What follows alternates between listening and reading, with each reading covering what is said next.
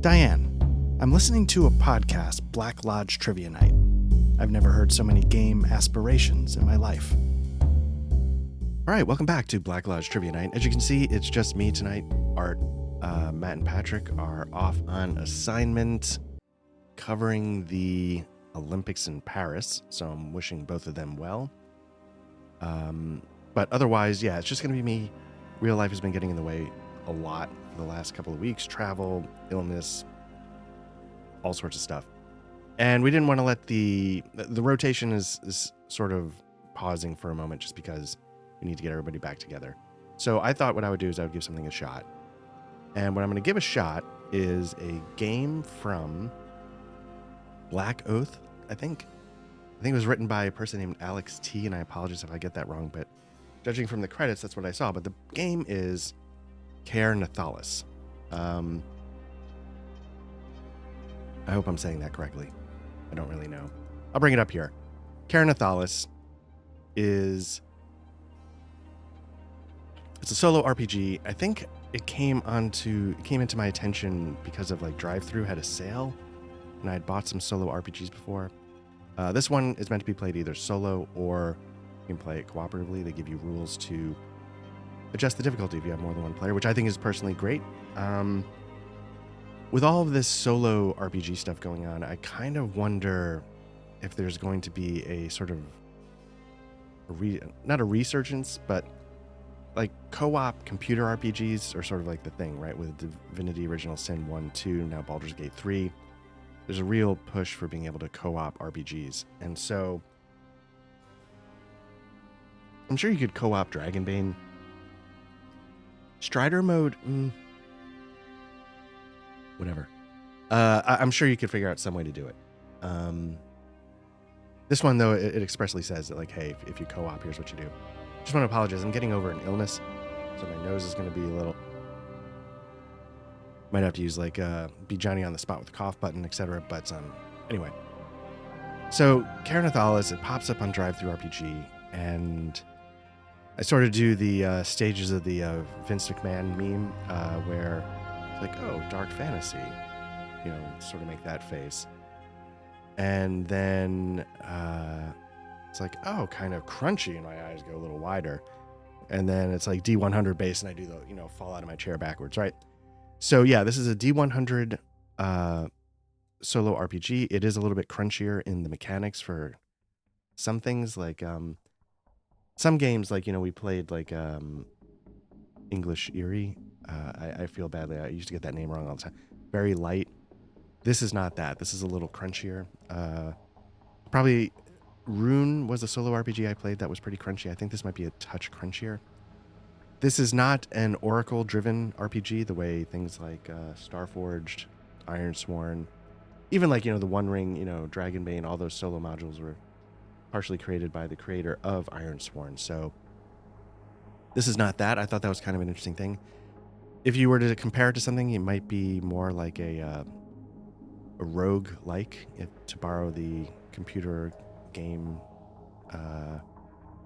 vocabulary. The idea is that you create a character and you push off into this essentially endless dungeon to go as far as you can. There is something hinted at in the book which could be sort of a main goal.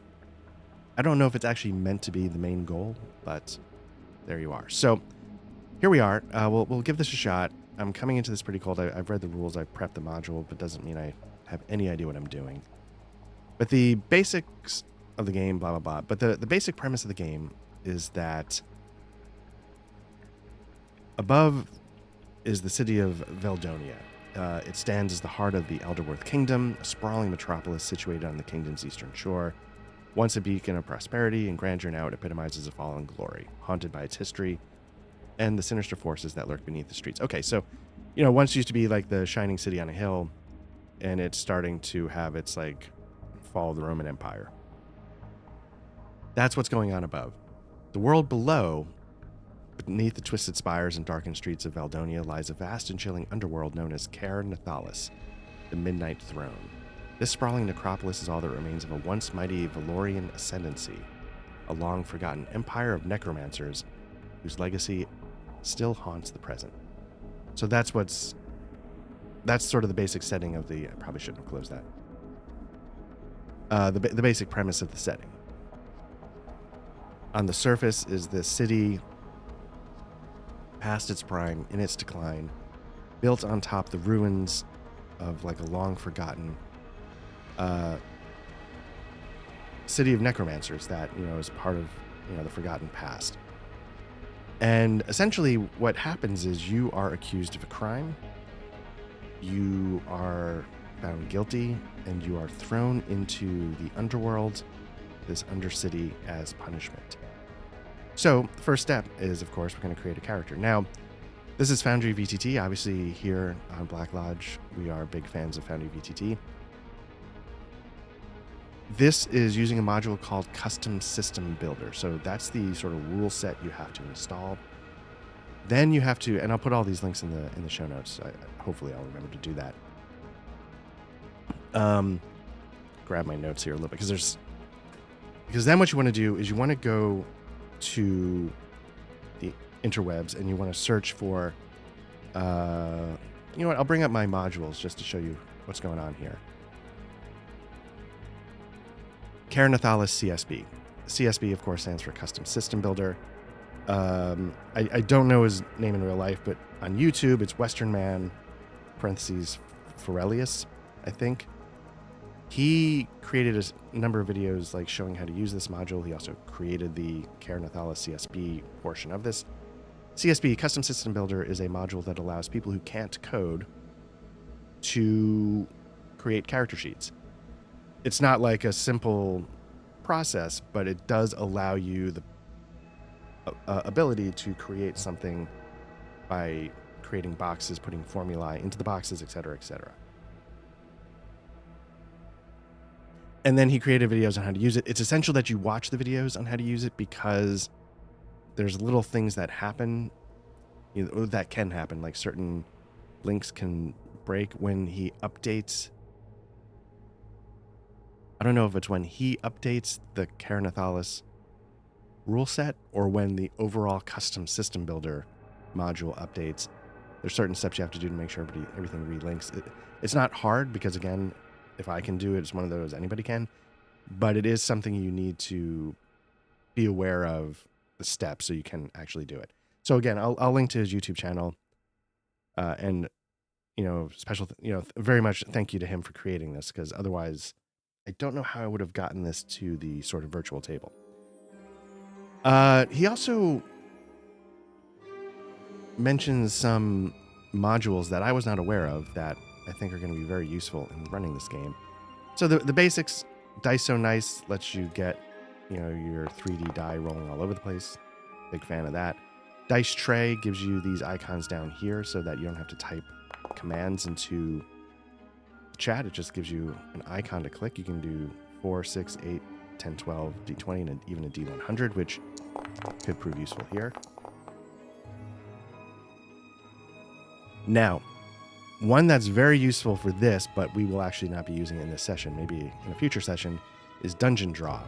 Now, Dungeon Draw is a really fascinating module that allows you to, let me close this. It's this icon here. It sort of enhances your drawing tools.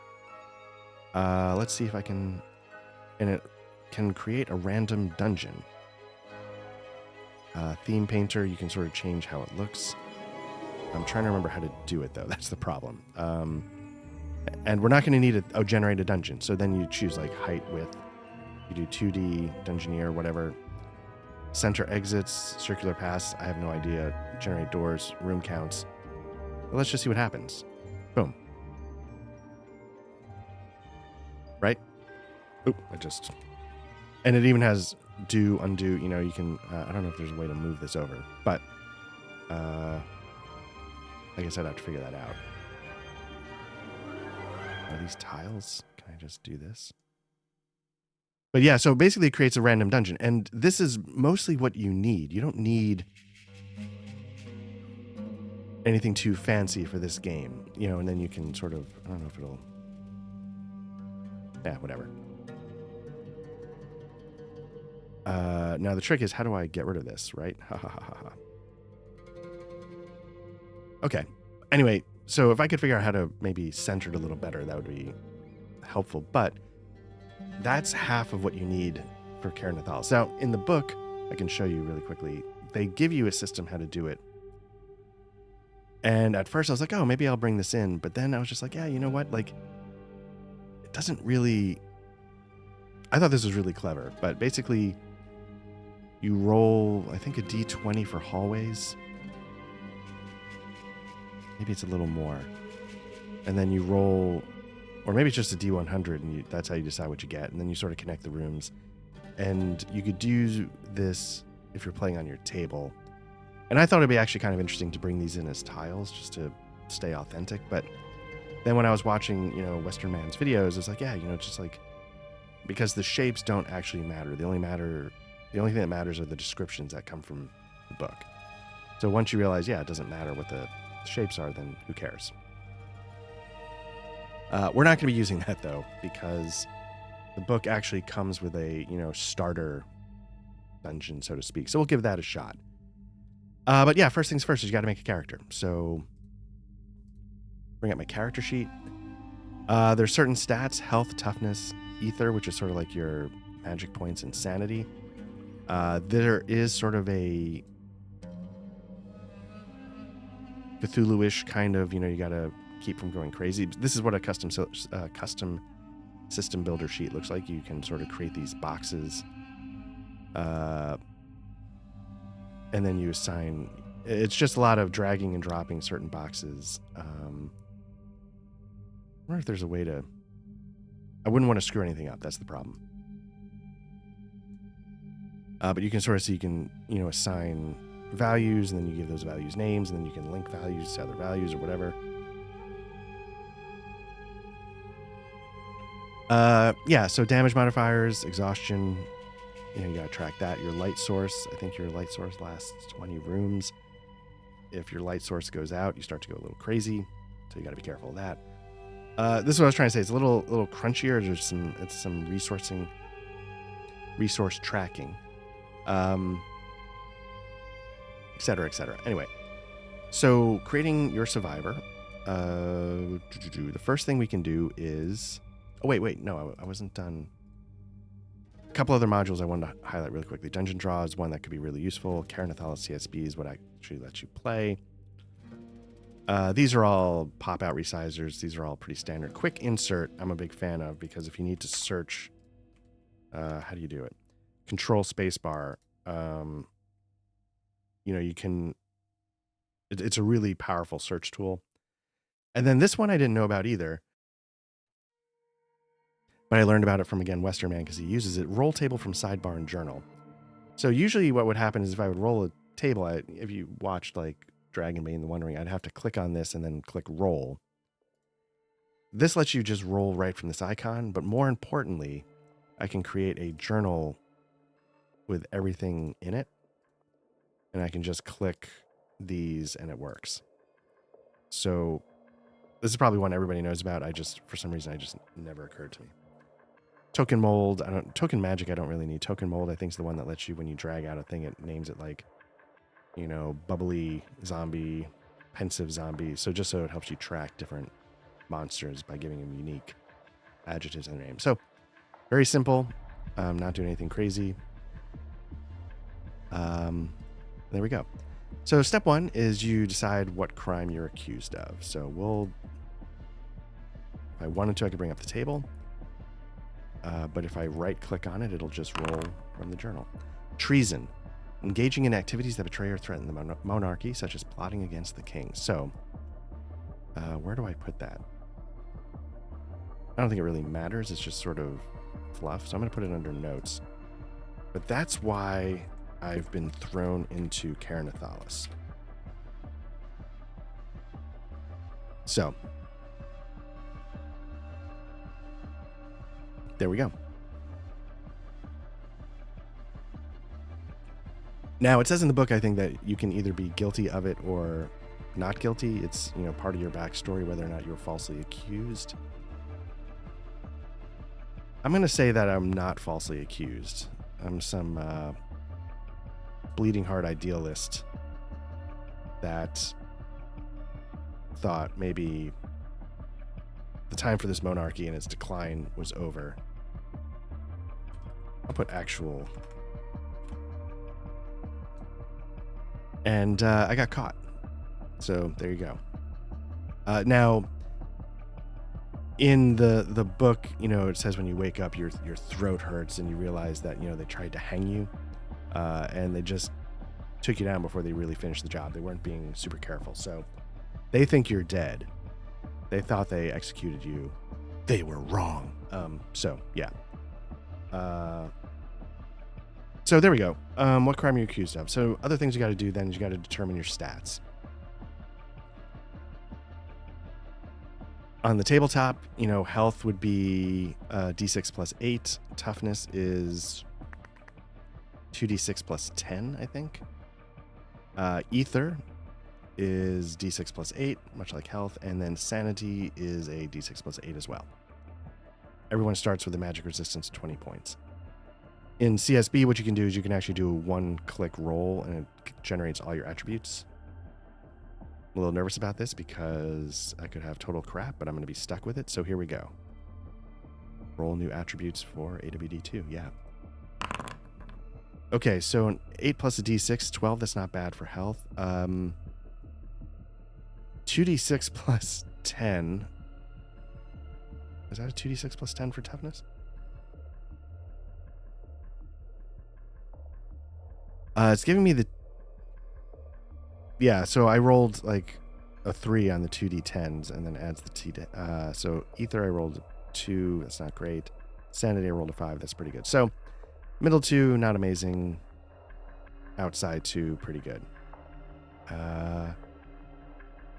Start with an exhaustion score of 0. Let's see. Exhaustion resistance. Also a 0. Let's see. Exhaustion resistance score is subtracted from the current exhaustion total to get your final results. Okay, so that means you can sort of suck up certain amounts of exhaustion. Now you're going to see like acrobatics 10. That means you automatically start with 10. In that score, which, you know, is a little Call of Cthulhu-y, you know, other D100 systems give you that some basics, but let's see. So the way you spend skill points is you can put 60 points into one weapon skill. Weapon skills are bladed, bludgeon, shafted, unarmed fist. No skill can go above 80. That's just, I think, a hard cap. Equipment can get it above 80, but you can never get your skill itself up to 80. Now you start with 20 in fist weapons. So I could make that an 80 if I wanted to punch people. I don't like the idea of that. You'll notice that there's no ranged weapon. What the book says is that Ker Nethalas is so twisty and turny and stuff like that. Just you're not going to have space for ranged attacks, so they don't even bother.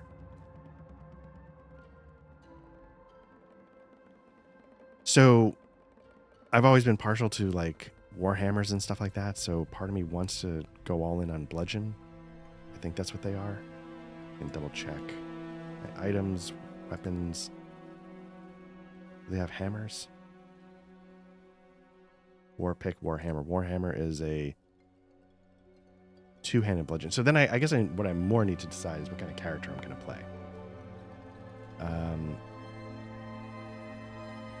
Let me do that first. So basically in this game, you get 2... I call them ability points at the start. Ability points let you spend 1 ability point, gives you 1 mastery. Masteries are basically your class. So you're going to be able to basically be dual class right out of the gate. Duskblade is you're a master of the art of assassination, coming swiftly and unexpectedly. So you get Poison Blade, Weaken, Sap, Invisibility, Ruthless Strike. You're going to see some typos like Superb Finesse. Copying and pasting the info from the PDF The letter F doesn't always come over for some reason. I don't know what it is about the font, and I wasn't super careful when I was copying and pasting. But you're going to see, like, Poison Blade is your level 1 ability. It costs 1 reaction, so that in combat you have, like, main actions and reactions. Reactions, you can do the first one for free, and then you can do as many as you need to, but each one after that is done at a -20. It's not cumulative, but so a little bit like, you know, like in Savage Worlds, you know, you have to decide, like, how many actions am I taking? 1, 2, 3, you know, whatever. 1 free, 2 it's a penalty, 3 is a bigger penalty. You know, this one is just you don't have to decide beforehand, and once the penalty kicks in, it's a even penalty for the rest. I like the idea of the Duskblade. It's basically like a thief. When I play games like Souls games, I tend to go with, like, Dex, Strength, Faith. This could be a little bit of that Dex. I probably should have thought of this beforehand. Zealot. Only faith can give true meaning to your life, and you have long decided to... You know what? Actually, this kind of could make sense. Let's see. Holy Weapon. Purifying Flames.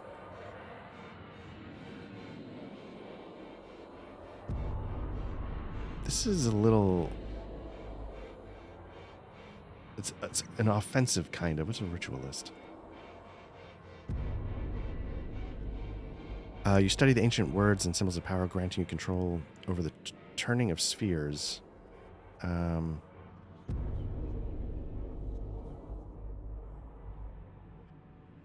What I'm trying to see if there's one that can do some healing. If I'm trying to just be crass and break it down to its, you know, most basic form. And let's see, it starts with 1d4 damage per ritual ingredient spent. Okay, so it starts with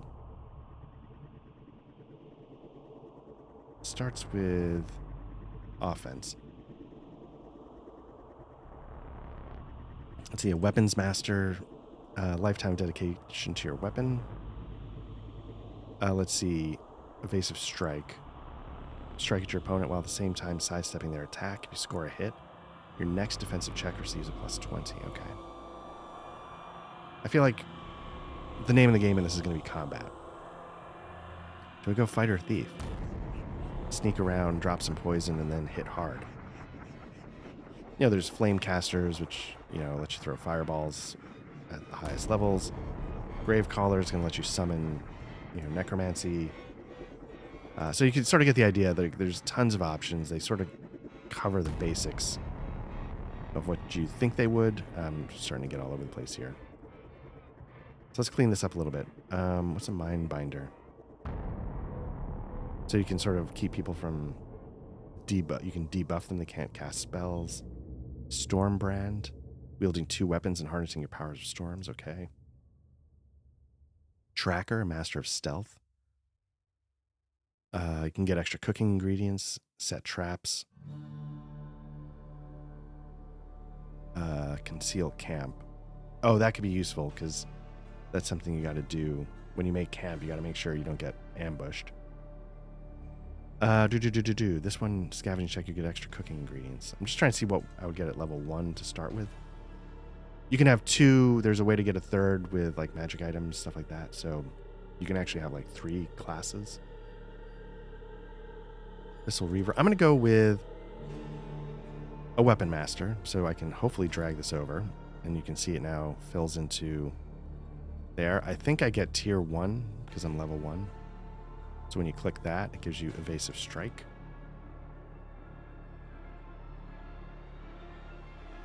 And then what's the other one? I like the idea of being a Master of Stealth. I like the idea of being able to heal.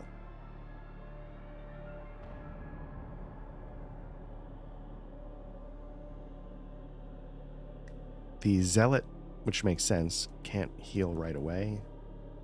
Nobody can, but I feel like...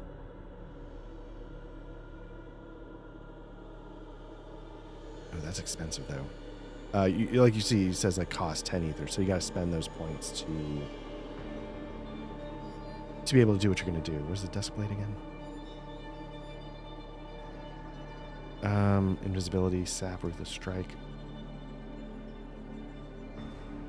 I might go for either tracker or I might do some stealth. Oh, here we go. Emissary, heal wounds. I think I'm going to go with that emissary. Just toss everything I said out the window. Okay, emissary, and I think again I get tier 1. I hope that's correct. My ether pool is only 10, so healing wounds costs 4. What's my weapon? Weapon master, they don't cost much. Standard actions, it's just... Okay, this one starts to get 6. 4, but as you can see, a lot of it is not ether dependent, which is good because I don't have any. Okay. There we go. So now that I know what I'm going to be, let's go back and pick skills. So we spend 60 on one weapon skill. And I think I'm going to make that bludgeon. What does this do?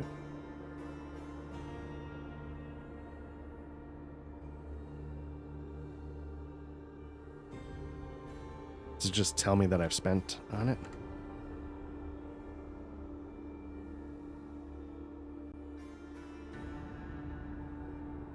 That's the bonus. Here's the skill. I guess. What happens now if I roll this? Make sure I put it in the right box. 72 versus a 60. Okay, good. So I put it in the right box. I don't know what these check boxes are for. So now I spend 40 on one weapon skill. I don't think you can spend... I mean, not that I could do it here. I don't think you can spend these initial things on the same skill. Second weapon, I'm going to go with... Go with Shafted. Those are bigger weapons, halberds, etc. Why not? So now I can spend 30 on 3 skills, 20 on 3 skills, 10 on 4 skills. And again, I don't think you can overlap those. I'm going to spend 30 on stealth. I'm going to spend another 30 on athletics. Spend another 30 on perception. Okay, now I spend 20 on 3 skills. I'm going to spend 20 on dodge. I'm going to spend 20 on endurance. I'm going to spend 20 on scavenge. Now I spend 10 on 4 skills. 10 on blade. Nope, not 100.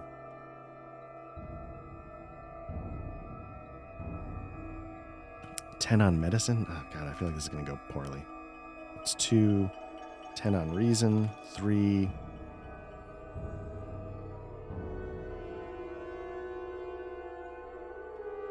$10 on thievery. Okay. 4. All right, so there we go. We've done our... I think that might be it for character creation. Just about. I think we pick some equipment. So we've done skills. We've picked masteries. Blowing through all this. I've got the PDF open over here, so I apologize that I'm looking off like I'm a little weird. I will say I felt like there was a nice mix of masteries. Oh, you know what I didn't do? When I pick a weapons master, I've got to choose, I get evasive strike, but I also have to decide where I trained. I don't think it matters. I think it's just one of those flavor kind of things. It's a D6 roll, so let's see. 3. The Great Library of Martial Arts. You know what I'm going to do? I'm going to copy and paste that. to my notes. Just, again, it's just, I don't think it matters at all. I think it's just flavor text. Save. And then you do the same thing for... so yeah, the Great Library of the Martial Arts, housed within the Grand Library of Acropoia, whatever. This prestigious institution serves as a repository of knowledge on various martial arts and melee weapons. Students have access to an extensive collection of ancient texts, scrolls, and treatises on the subject. Under the guidance of experienced mentors, they study the history, techniques, and philosophies associated with a wide array of melee weapons, enabling them to develop a comprehensive understanding of the art. So, for the emissary, where did I train? 1. Bring this over as well. I will say the book is full of this. It's full of like tons of flavor that if you wanted to be cynical, you could say, well, mechanically it doesn't blah, blah, blah. But there's tons of nice little detail to help flesh out the world. And sort of paint a picture for this place. Spoiler alert, I'm just going to say right now, like, what I've read of the book and what it seems like it could be, I'm a big fan. I really like what I've seen. And so I'm very excited to give this a shot. Here we are. The Sanctum of Justicar's Grace is a revered place of training for those aspiring to become priests of Koinome, the god of justice. Again, I don't know how to say any of these.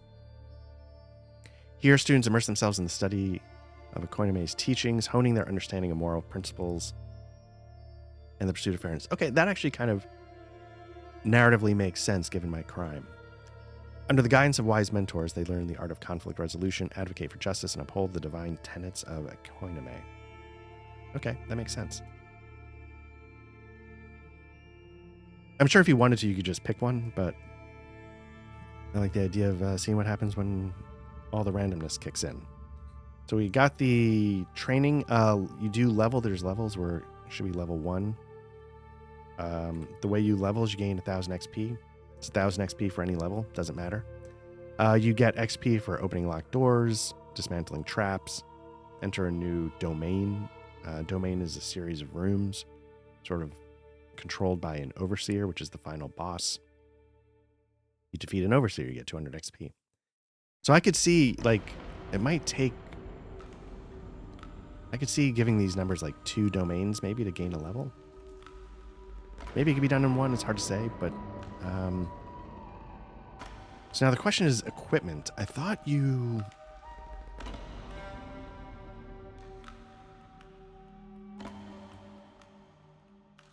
got some starting equipment. And I don't know... Nope, I don't want to search that. I think you get like a... Do you get any? Oh, you might not, though, in this domain. So we'll just start with that. We'll say my character's done. And we... Oh, okay. So just so you can see what I'm looking at over here, I'll pull it up really quickly. Ker Nethalas. Go all the way down to Stepping into Darkness. This is the starter dungeon. Due to your character starting in dire circumstances, they suffer a series of starting disadvantages. D6 direct damage. No roll on the damage. Oh, wow. You're just going to do that to me, huh? The way damage works in this game is you have, like, I think it affects your health. Is it your health? I think it is. You can sort of... certain attacks can, like, up your exhaustion, but then... If you get hurt, it's just, that's it. And I'll show you how it works. The combat, it's sort of interesting. I think I've seen something similar to this in Advanced Fighting Fantasy. I've never played that game, but I've sort of skimmed the rules. But the idea is that when you deal damage, you roll, say, like, your D6. Every non-magical weapon does a D6 of damage, right? So say I'm swinging my starting weapon, I roll a 4. I don't do 4 points of damage. What I do is I then go to this damage table, and a 4 becomes 1. If I were to do If I had a magic weapon that did 3d6 damage, this is kind of interesting. So you have, it's important not what the total is, but what the individual dice are. So one die does 6, which is 2. One die does 1, which is 0. And then the final die is 6, which is 2. So that attack does 4 points of damage. Okay. If you do, say, 3d6 or 4, let's do 46, doesn't matter, plus 1, it's...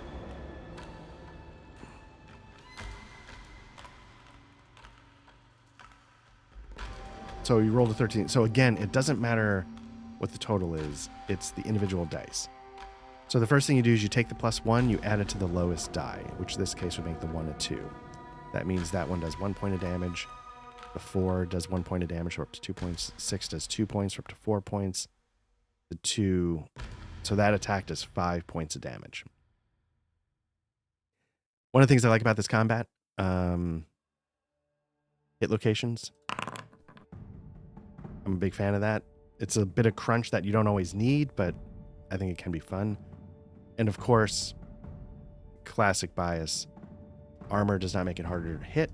It reduces the damage after the hit is determined. Big fan of that. So there we go. So yeah, so just so you know what I'm looking at over here. So there's going to be some D6 direct damage, no roll on the damage dealt table. So whatever I roll here is just damage done to me. 2. Could be worse. So I think I'm at 10 of 12. So that could be worse. Just so you know, if you didn't like your stats and you want to re-roll like old CRPG like Bard's Tale style, you could just click that until you got numbers you wanted. Just ask you, do you want to re-roll? D4 sanity loss. So let's see how we're doing there. 2. Again, could be worse. Plus 1 exhaustion. So my current level of exhaustion is 1.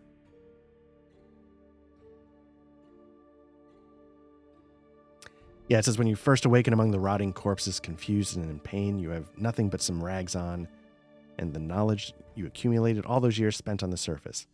Ker Nethalas is an unforgivable place, and you'll need to find your footing quickly if you want to survive. Hard beginnings. Okay, so we've done that. You can heal and recover from these naturally using standard procedures. Sure. I don't remember what that is, but we'll figure that out. Then it says, if this is your first ever playthrough, we strongly recommend using the following starting domain. So let's bring that up now. I think hopefully I did this right.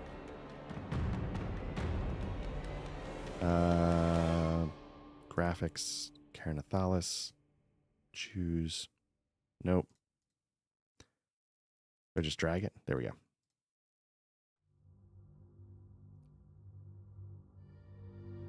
So this is the starting domain.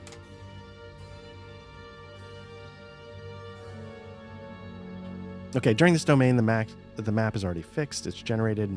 Again, you don't have to worry about the randomness in this one. It limits the combat encounters you can face to sort of the easier enemies, I guess. All doors are marked on the map. I think you can see right there how there's a little box, but there's not. You do checks to see if doors are locked. Oh, but there's no need to check every room or corridor entrance to see if the door is locked or not. You must do so only when there's a door drawn. So in the randomness, you would... I don't know how it would determine. Did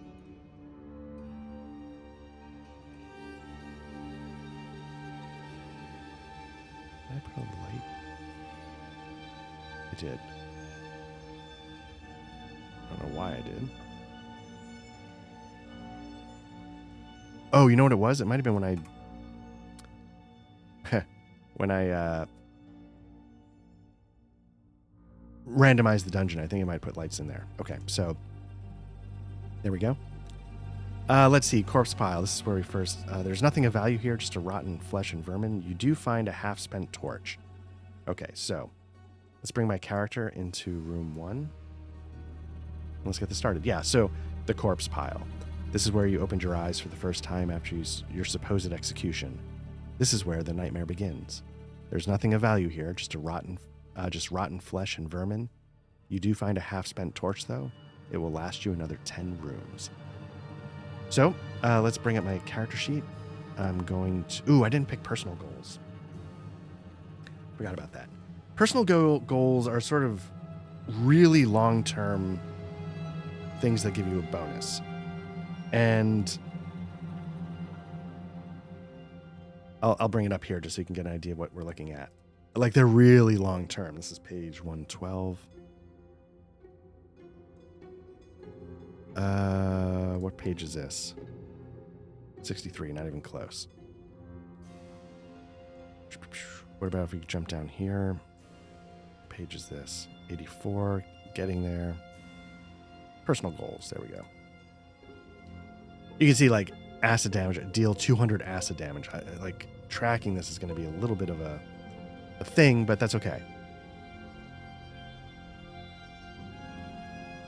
So you pick this goal, and then only 2 personal goals can be pursued at a time, and once chosen, they cannot be changed. As soon as you complete one, you pick another one. Okay, so I'm going to pick bludgeoning damage expert.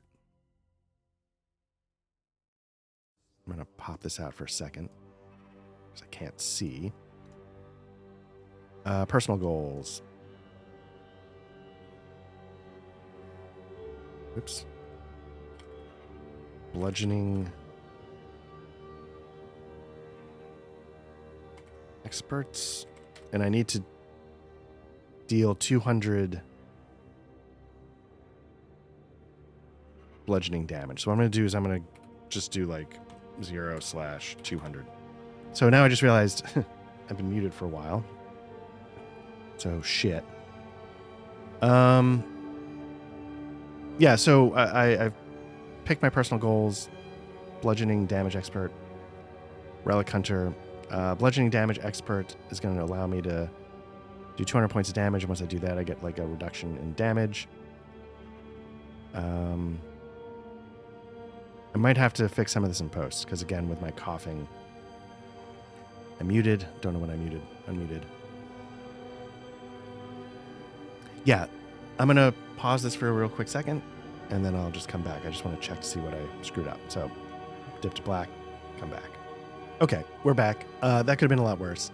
Basically, I realized, I was explaining the bludgeon damage, muted when I went to pick through some of the other ones, but basic idea is I picked relic hunter, so if I find one relic, I get 100 XP. Felt like it was an easy way to get a little boost in XP early on in the game. So anyway, I just have to be more careful. I think what happened is I actually hit the button, but maybe I didn't hit it firmly enough, and doesn't really matter. Oh, it gave me the decisive. I don't need. Okay. I don't know if there's a way to turn that off. With token mold, there's a way to. I don't want to do that. I want to configure. There's a way to.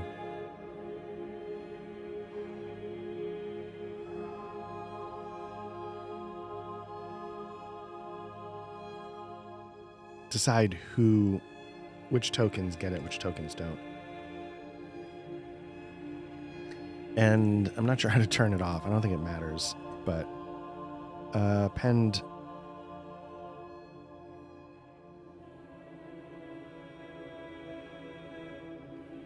This is sort of weird. Like,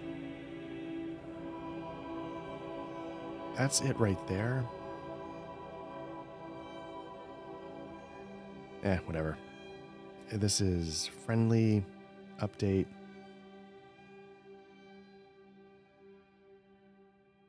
Untidy. Checks out, but is I got to link the token. That's what I got to do. That way, I want to link the token because then, yeah, that's what it is. Link, because then when I double click on this icon, it brings up my actual sheet. It doesn't bring up like a copy of it. So now if I do this, yeah, now it's my actual sheet, and then that's what I want to do. I want to link. Okay. So there we are. So yeah, I think we're ready to start. I picked my personal goals.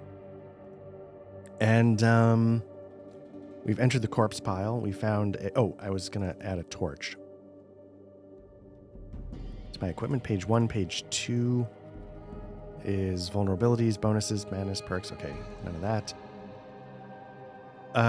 Non-encumbering items. I don't have a backpack.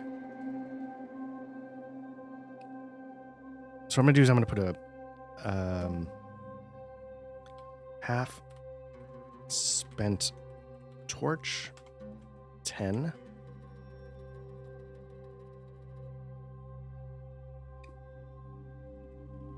Oh, here you can track the integrity of your armor. Armor, yeah, it uses a system much like the descending dice in Forbidden Lands. I am a big fan of that, so let's see. I think the way it works is if you roll a 1 or a 2, it degrades. So on a D12, it's not that likely. On a D4, 50% chance. So it works well. I'm going to put a half-spent torch there instead of gear. It's just because it's easier to see. But now the question is, so that's going to be in my offhand, because you got to have it in your hand, I think. Half.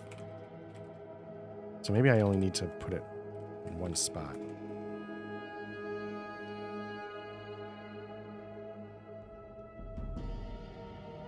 Sort of makes it wonder, how do you do a shield? Like do you like drop the torch to light the room, fight with your shield out, and then swap them back out? Not sure. So let's see if there is a light source. So we got a light source of 10.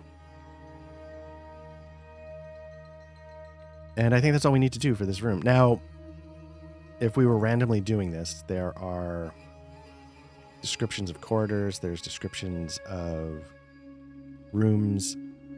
You would decide if you were entering a room or a corridor if you're doing this on the table. Here we would use the random dungeon drawer, so we wouldn't need that so much, but there we go. Okay. So now we get to decide, do we choose the stairs to go up? Or do we just go straight into... I'm going to just go to 2, because it seems like it's the most straightforward. In my mind, it's almost like, I land in the pile, and, the edges of my torchlight are sort of showing me this next room, where they're showing me like a bend in the hallway, and I'm just not quite sure what's up there. Room 2, the guard room. This room appears to be some ancient guard room, a tattered banner still hanging from one of the walls. Several armor and weapon racks lie collapsed on and rotten near the walls, but among the many rusted pieces of weaponry, you find something you can use. A dagger, a club, pile them, and roll once on the random armor tables. Okay. So I'm going to bring up my character sheet.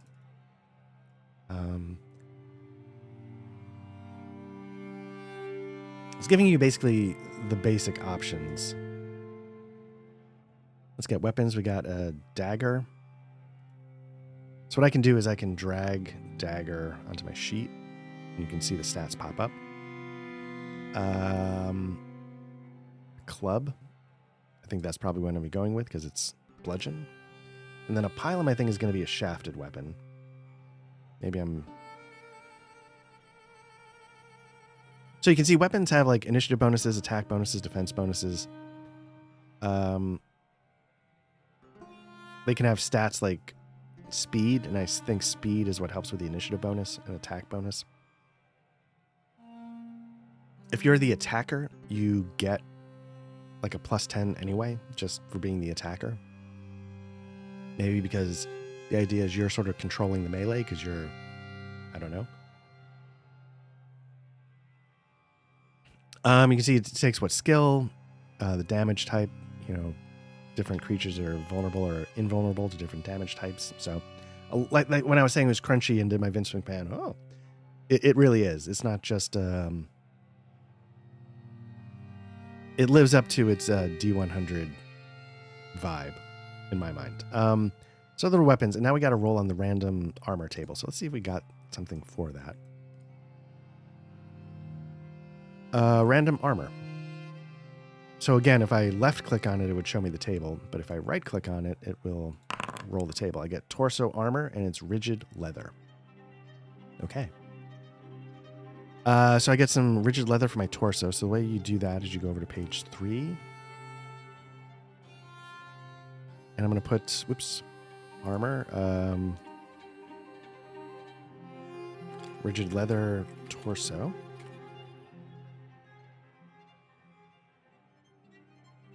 Now it doesn't say, did it not do it?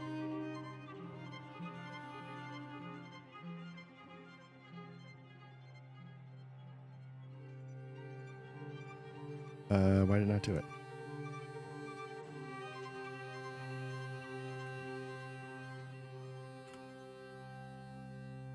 There we go. Do I need to even put torso?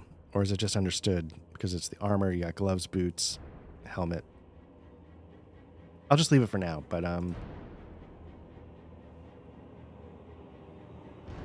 now it doesn't say that it has reduced integrity, so I'm just going to say it starts at well, I should look up leather armor.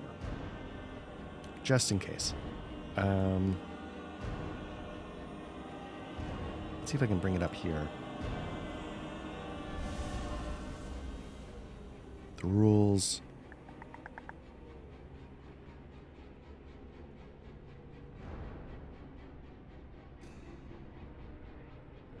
Armor.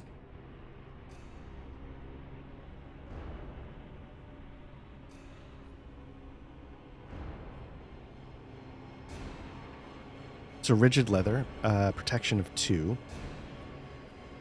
Where do I put that? Okay, protection of 2. Integrity is a D8 for its max integrity, so I'll just say it starts there. And protection 2, D8. And a maneuverability minus 20.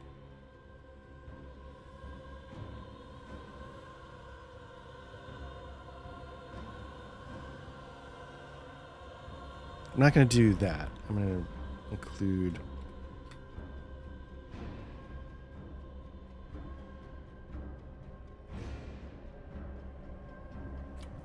that.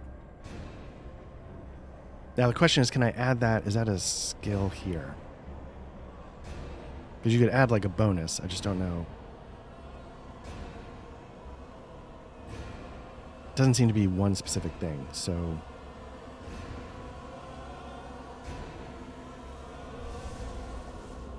Okay. I'm going to equip the club. I'll make the club my main weapon because... why not? The club... bludgeon, speed, simple, etc. Okay. I don't think there's a damage bonus. Damage modifier, anything like that. Okay. I need to watch Western Man or Forelius's videos to see what he does with these boxes. He does a couple of videos where he actually runs through the game. He doesn't just explain the module itself, so I need to take a look at that. Okay, so we got starting equipment.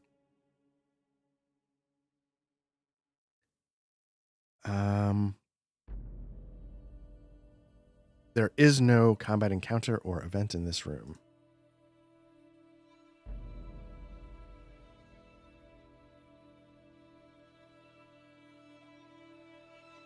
Now we have a couple options. We can go straight. We can go right through these doors. Let me just double check.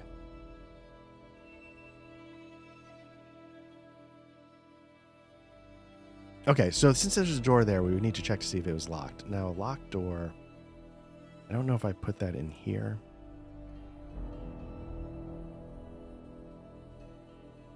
But the basics of a locked door are pretty simple. I probably should have made tables for those. This would be exploring.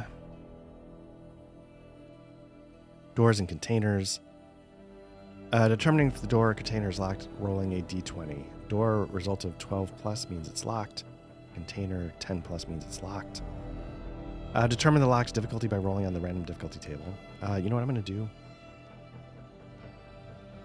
Exploring Ker Nethalas.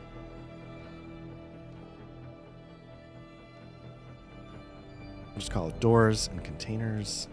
It's really simple. 1d20. Bump, bump. 1 through 11 is locked. 12 through 20. Unlocked. How about traps?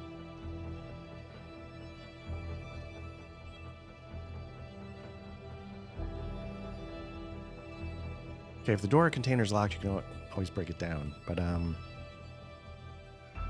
do you determine if it's trapped? After and only after you have decided to open the lock, you must see if it's trapped. Okay. So that's that. Let's do containers.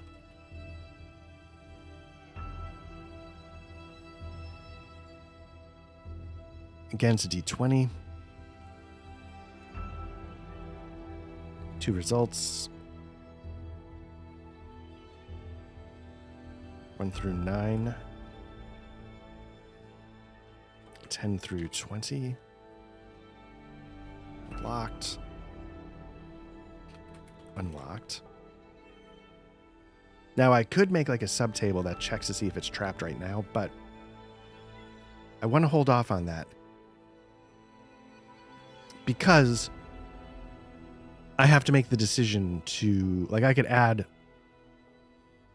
have to make the decision, do I want to unlock it before I then roll? But I could add like a 1 through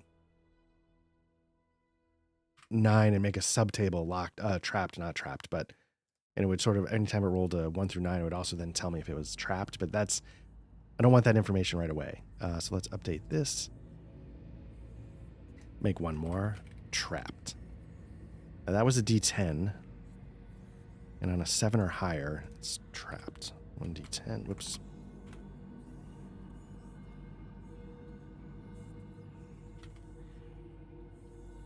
Not trapped. 6.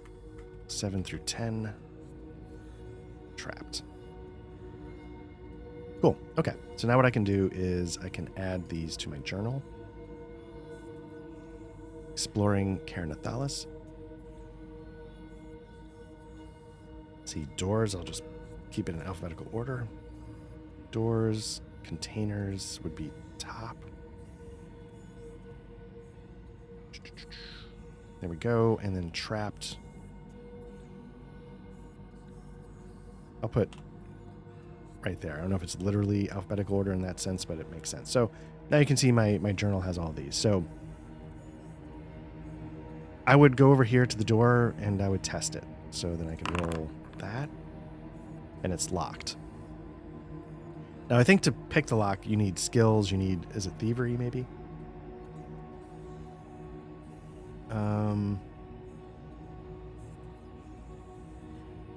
But then what I would do is I would have to decide, like, once I decide to pick the lock, so I'm committed, then I would roll to see if it's trapped. So I'm not going to pick this lock because I have terrible thievery, but let's just say for sake of argument, I say, yes, I'm going for it.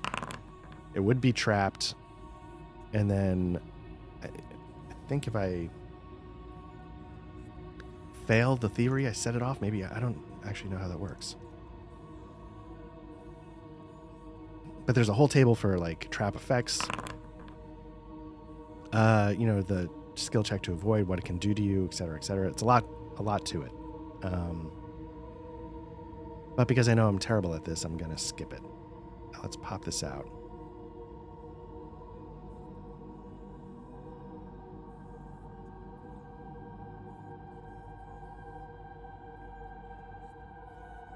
Okay. Yeah, traps. Perform a perception check. Modified by how well hidden the trap is, which must be randomly decided. So the way you can randomly decide that is random difficulty. It's just a D8 roll that decides, you know, with a little bit of weight on normal.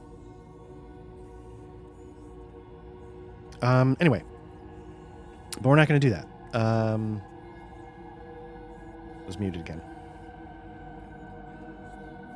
So yeah, one of the things is, there's tension dice. Sort of determines like when an event happens, you start at a D8 and you work your way down. Again, it's the same thing. Roll a 1 or a 2 on a D8, it goes down, so it gets more and more likely to happen as it goes. I like to use characters when I'm doing certain types of trackers like this, because it makes it easier to find. I could use tiles, but these are just easier to just grab off of the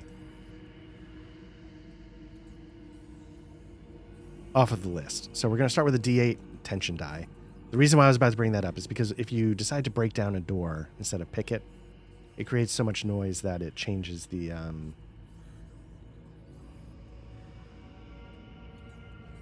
it does a check for that.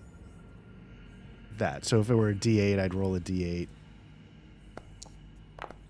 On a 6, it stays at a D8. But if I'd rolled a 1 or 2, obviously it goes down to a D6. Then once it hits D4 and you fail there, you get like a growing darkness. Something might happen, could affect your sanity, etc., etc. And then I think it resets it to a D8. So there we go. I apologize to everyone for this, but the audio listeners, if I may like misappropriate this term, this is going to be sort of like a pump and dump kind of episode. It's not going to be cleaned up too much. There'll be pauses, etc., etc. I apologize. It's just we fell behind a little bit, and I'd like to get something out, and I think this game is worth taking a look at. I just don't have the ability to pour through it meticulously like I might normally do. And given the state of my recovering illness, it would be a little bit more involved. So anyway, there we are. The door's locked. I decide, I'm not going to go for it. So then the question is, do I break left down the stairs or do I go forward?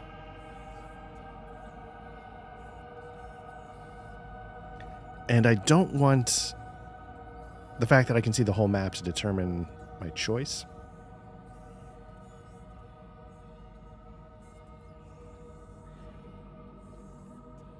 So what I think I'm going to do is I'm going to roll a die. Flip a coin, essentially.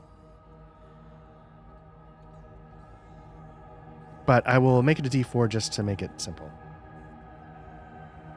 I can't see myself, so after I got a little bit of stubble here, so can't tell if the tissue makes it look like I just did a bump of cocaine because it ripped off part of the tissue on my stubble. Anyway, so let's do D4.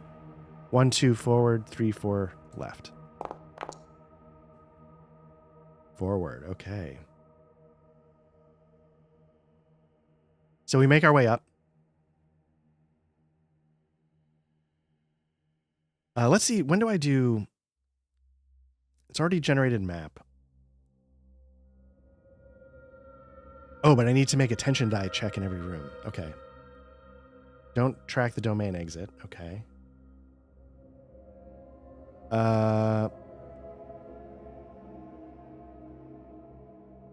Basically what I'm looking up is when do I check to see if there's a combat encounter. So I would have needed to have made tension die check there. So let's do that. Let's say I already did that with that one. Then I need to do a tension die check here. So let's 8, still good. I was going into this in a Lord of the Rings stream. I can make it so I can hear my voice in my headphones without it being too distracting. The problem is that when I mute, I'm still hearing my voice in the headphones, so it's not giving me the feedback that, hey, shit for brains, nobody can hear you. Maybe there's a way to do it. I just haven't figured it out. It seems like that would be something you could do. I haven't figured it out. So when do I do a combat encounter? Does it tell me in the rooms?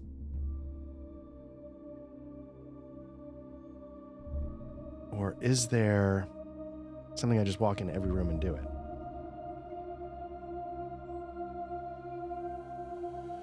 Not sure.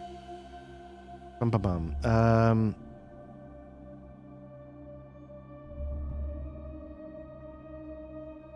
I think it's based on the room descriptions, because certain rooms say there's something going on here, there's not something going on here. So I think it's sort of baked into the room descriptions.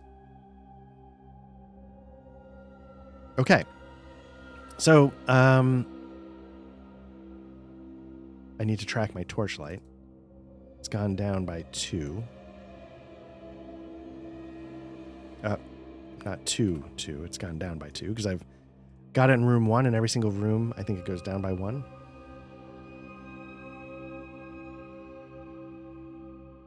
Here's an interesting question. Would you count this as a room or as a hallway?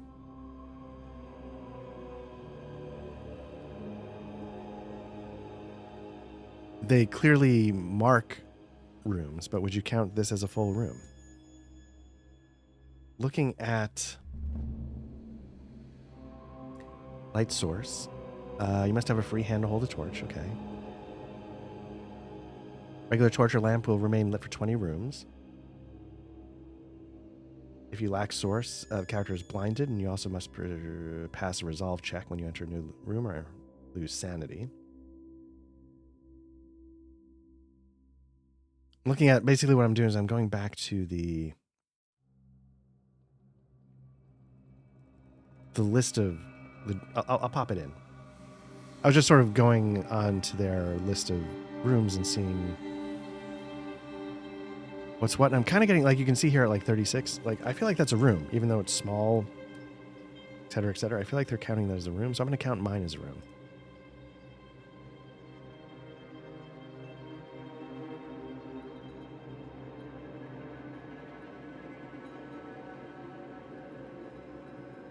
So, okay, there we go. But again, I'm going to hold off on rolling the combat encounter. Got 2 choices. What I do is I see there's a room below me. You know, again, the edge of the torchlight showing me there's a full room, but I'm also seeing this door. And I can probably, from not being a total idiot, get the idea that it might be the same room. So let me check this door to see if it's locked. Doors, we're going to roll that. Ooh, this one's unlocked. Okay. So I test, give it a and I'm like, oh. Or, you know what I'm going to assume is that it's not that it's unlocked. The first one was locked. Maybe it's that the lock has broken over time, if that makes sense. So the first one, the lock was still intact. Didn't feel like I could take it. Didn't want to make too much noise. This one, I'm like, oh, but this one, like, maybe it's rusted. Maybe somebody else has broken in already. Which probably would give me pause, but that's okay. So let's see what's in here. My light source goes to 7. I'm going to do a... Ooh. That was a tension check, so now the D8 goes to a D6. That could be bad. Room 3, another unfortunate soul. Oh, here we go. It's clear you're not the first one here. Others have come before you, so maybe somebody else broke the lock. In front of you lies a relatively recent corpse of another one of those unfortunate souls. A quick check reveals that they have 2 cooking supplies, so I'm going to bring up my character sheet. 2 cooking supplies. 10 crafting supplies. Their misfortune might be what ends up saving your life. There's no event in this room, even if there aren't any enemies.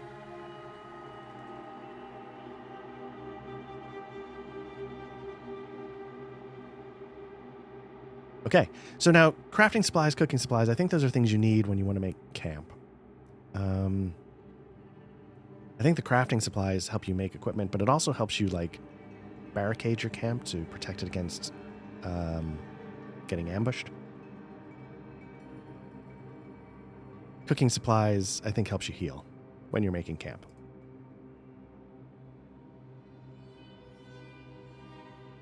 Okay, so I'm going to check this door here to see if that's locked. Just see if there's a second way out of the room. There is, so I can choose which way I go. press forward, or do I know that there's another room over there that might have caught my eye that I should go explore? I think I would, if it were me playing a video game or something like that, I would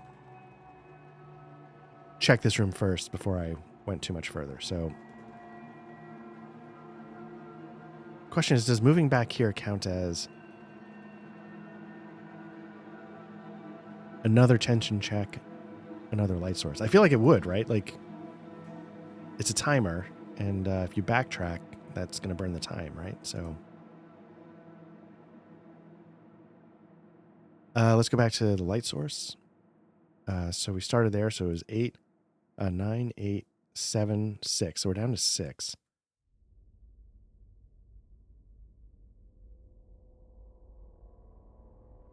Again, I have no idea if I'm doing this right. I've read the rules a couple times. But it's one of those things, like, you just never know until you give it a shot. I'll do another tension check.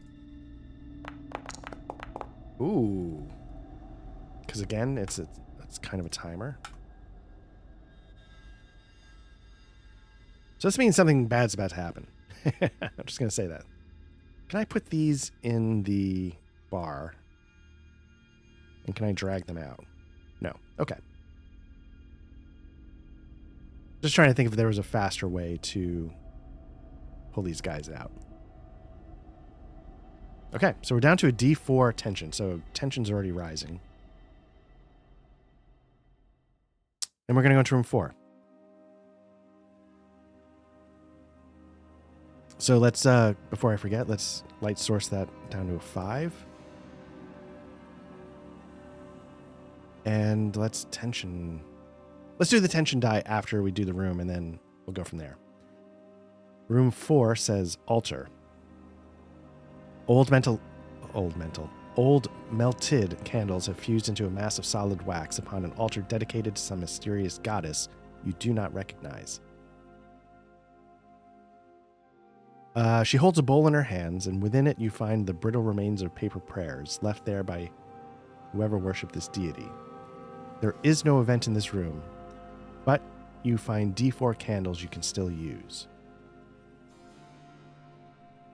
Now, does a candle count as like a full light source? Find 3 candles.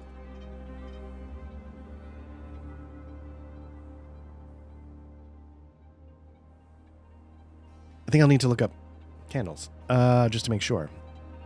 So I find 3 candles. I'm going to put that in gear. I don't know if it weighs anything, but spoils and loot, weapons, armor, other items, candle. Got it. Okay. It does serve as a light source. It only lasts 10 rooms, so they're partial. There's encumbrance in here, and I've got to figure out. So this is marked as light.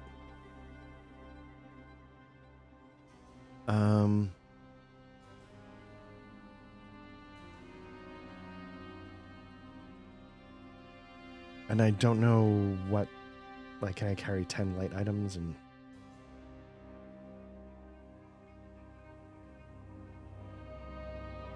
crystals, where's encumbrance? I don't know if that's part of loot, or if would that be part of exploring... Oh, here we go. Your character can equip a max... Oh, here, I'll pop it in just so you can see.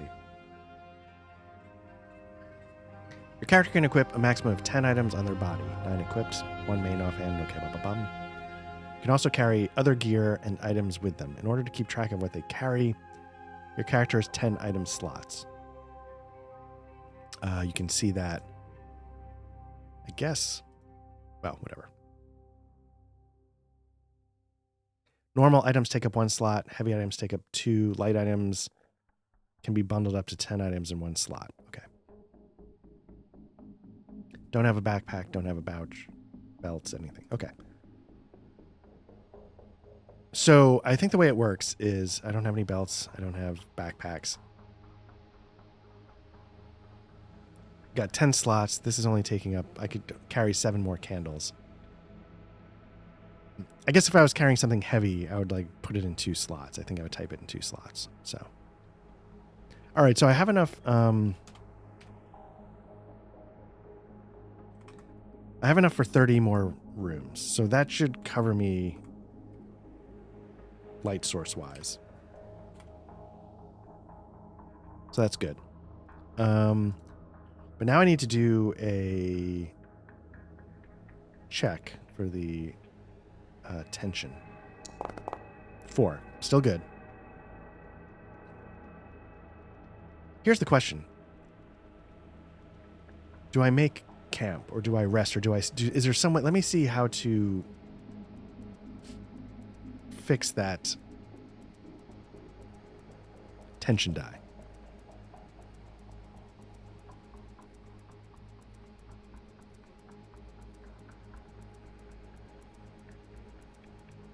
Okay. There might not be anything to do. Moving through a maze of crypts. Resting and setting camp. So you can take a breather, which heals some toughness, 1 health, exhaustion, which I do have a little bit just starting out. But it does reduce your tension die. So by taking a breather, I would automatically trigger an event.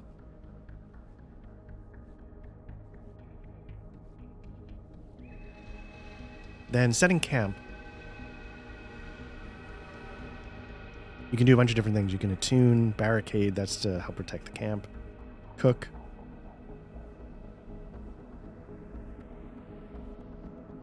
You need rations. What do you need rations for? Craft torches. You can turn crafting supplies into torches. Heal. Benefits are regain toughness, health, sanity, but it doesn't look like anything changes the tension die.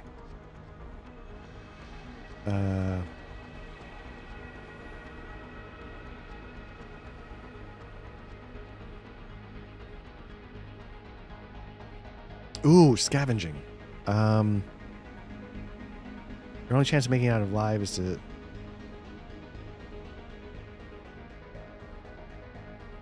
Do I scavenge in this starter dungeon, or do I just assume it's...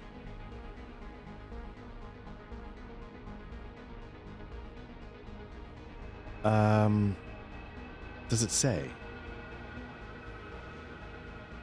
Because it does tell you that there's certain things in the room.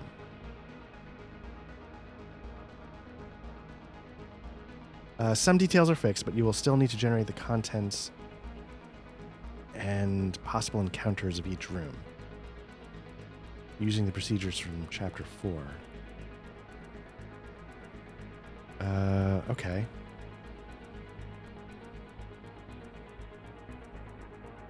It's Chapter 4. Exploring. I think so.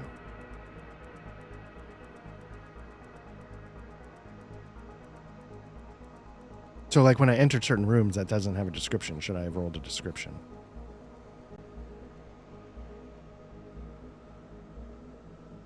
Retracing your steps. If for some reason you want to go back, you must still roll the tension die and resources spent. So, light sources spent. So, I did that, but you don't have to roll in events.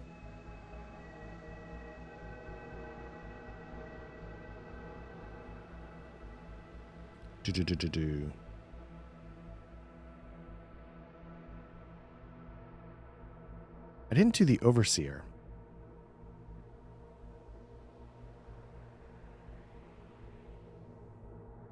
I think once you enter a domain, you're supposed to sort of set the overseer. This one is set, but I don't know if it... Because overseers can give bonuses to...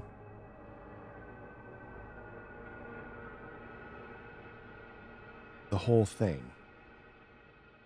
Which I did not do. Let's do that now. You see you have the overseer influence, so let's see who the overseer is. It's a veil shifter. Veil shifters. The illusory archon is an enigma of shifting realities that commands illusions and weaves intricate webs of deceit. So that's the basic. And now the overseer influence. So here's what I have to remember is that enemies are going to do +2 damage. I'm not 100% sure where to track that.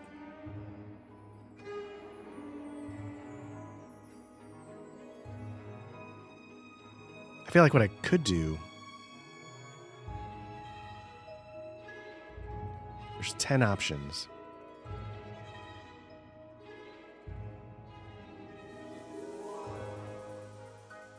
Well, let me, I'll just type it.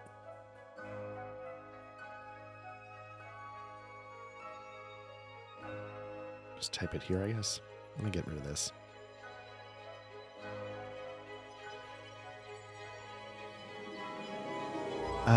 Where's the text box? That's what I want.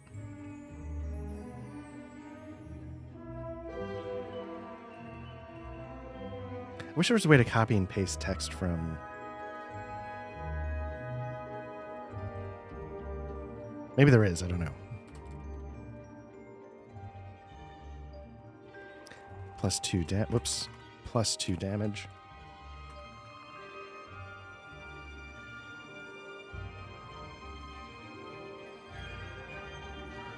So we're gonna make that the overseer. This is all that stuff going. Oops, no.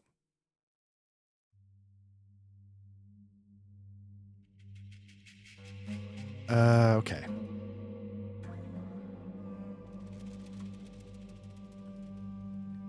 Okay, so we've got the overseer. It's gonna give frenzied +2 damage. And again, I feel like, should I be rolling events, encounters, descriptions for these rooms that aren't specifically... I feel like I should. I wanted this. Ker Nethalas. Pop it out. Basically, I need multiple copies of the rules open at the same time. So what I think I'm going to do is... We'll pass for now. We'll, it's basically there's only that one room. And that's fine.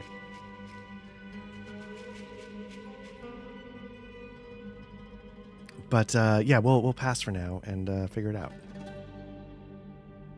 So there's no reason to rest now because it's not going to change the die. I'm in decent shape. So now the question is, which way would I go? Would I start trying to figure out the hallways I've seen out of room 3? Would I work my way backwards? I don't think I would. I'm going to eat some cough drops. It's a lot of messiness going on here, so again, hopefully seeing the game in action is worth it. So the question is, would I go forward or would I go to the left? D4, straight ahead, 1, 2, to the left, 3, 4. 1, 2, I'd go forward. Okay. Because again, all I could see was a room either way. So I would imagine it was sort of like a, 6 of one, half dozen another. Do I want this room or that room? Now, in this room, we have to do a couple things. We're going to reduce that light source.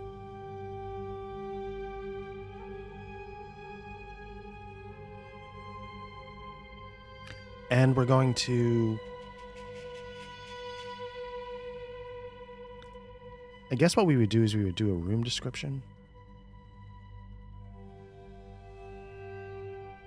And an event roll. Let's just make sure. We don't need to do a lair check. When you don't know where... If the Overseer's lair can be randomized, which it's not in this map, you would check to see if this room is the lair. It's not. Let's see.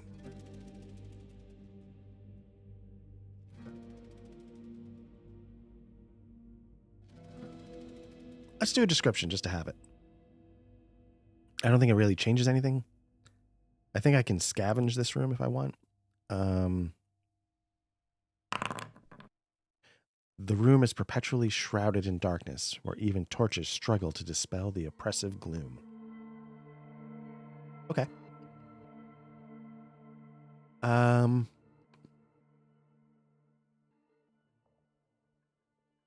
we determine whether it's a regular room or a cart, okay, we don't need to do that. Now let's do our tension die check. 4, okay. Dodging that bullet still.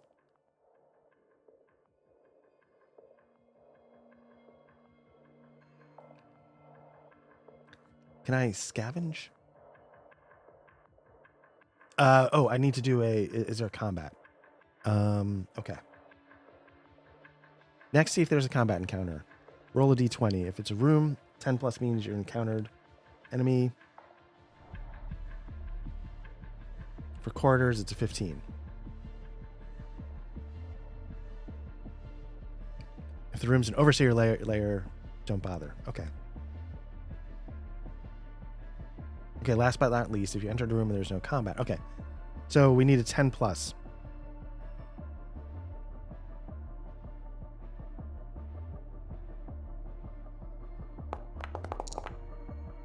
Nine, no combat. Okay. Last but not least, if you entered a room but there's no combat, roll the event. Okay. I think I should make some more. Among the rubble and filth that covers the room, you find what looks like some sort of journal. It appears to belong to someone who was trapped down here as well many decades ago. Maybe you can learn something from it. Make a reason check. If you succeed, you can ignore the next growing... Oh, darkness event. So I think that what that would be is if my tension die blew it, instead of doing a growing darkness, I could just skip it. Or I could ignore it. All right, let's do a reason check. I don't think I'm very good at that. Let's see, page 1. Reason. Okay.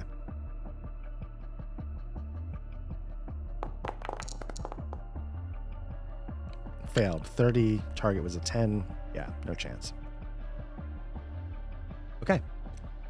Scavenge. Let me just make sure about scavenging, because I think now that I've done all this, I might be able to scavenge the room.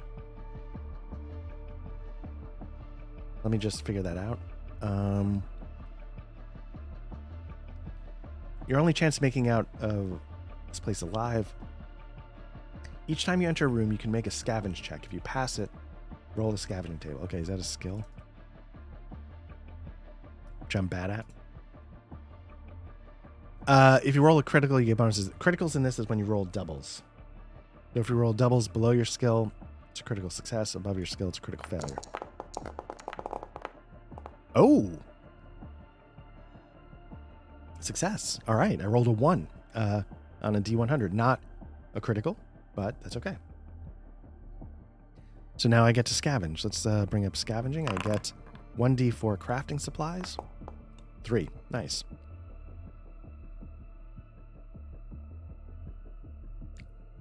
Did I not get crafting supplies before? Thought I did.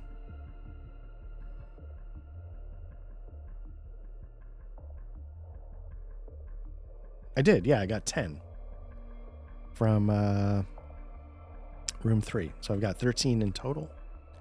I could use those again to make torches and other stuff. Very good, okay. So there's that. So again, what I would do is I would check to see if these doors are locked. I don't know if I reduced my light source.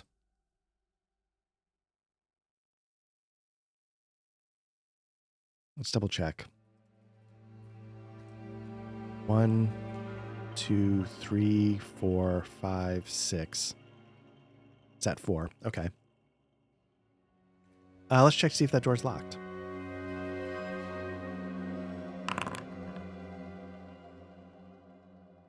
It is. Okay, so that door's locked.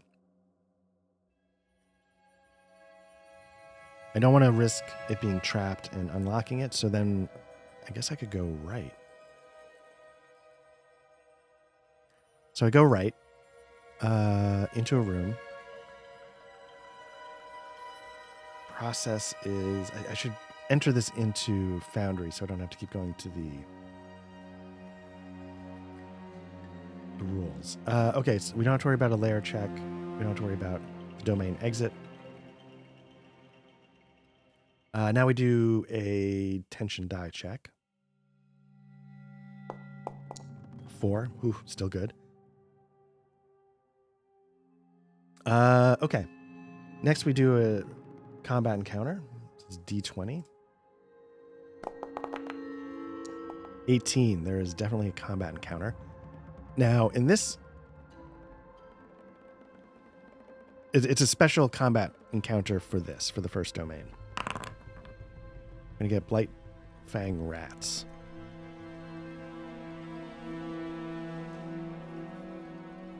Can I just drag this? I should be able to just drag. There we go. So, yeah, let's... Unusual monster test 1. Interesting. Okay.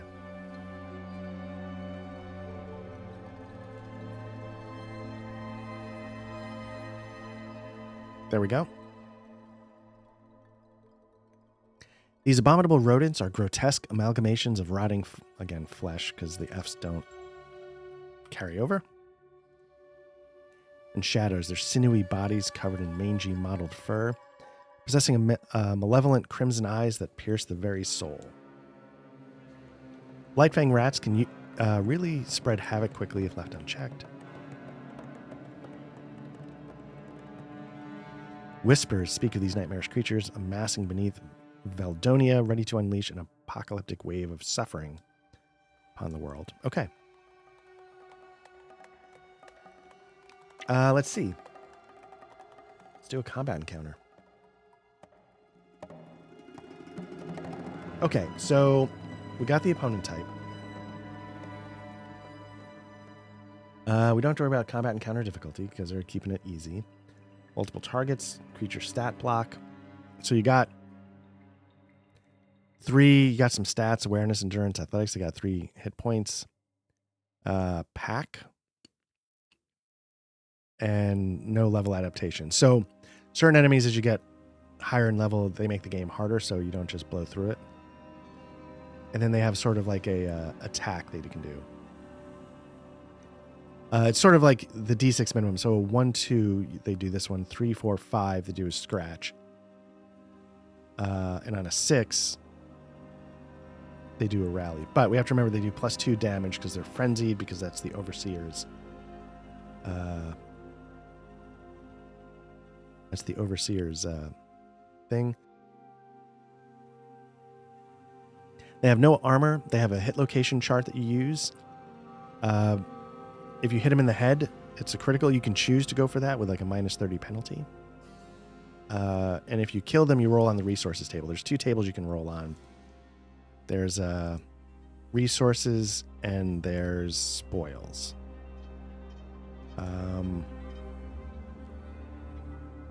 Resources is going to give cooking supplies, clothing supplies. Spoils can give you more. You find items or money. So in this case, we would get resources. Not going to be anything amazing. So we've got that going on. Let's see. For being in a pack, the creature receives a +5 combat skill for each other pack creature still alive in the room. So there's 3. So I guess they would all start with a +10 because it's for each other one. And then become a +5 and then a 0 as I kill them, hopefully. And then I think you can... I think we have to determine, like, are we surprised? Can I surprise them? I think I can because it's not stated that you can't. I think in the starter dungeon, there's certain ones that'll say, like, hey, you can't surprise them here. Or they surprise you. It's sort of predetermined. But I think here, would that be under the rules for combat? So, like, combat encounters doesn't actually talk about... here we go. Okay, performing an attack roll works the same as any others, turns and rounds, etc., etc. Combat round lasts an average of 10 seconds. Reactions, standard actions. You get 1 standard action and as many reactions as you need.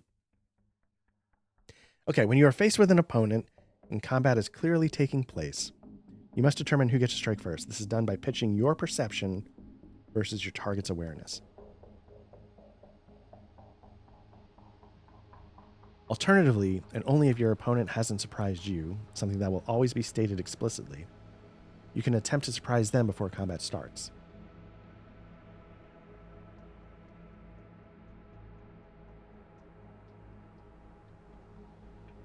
Let me see.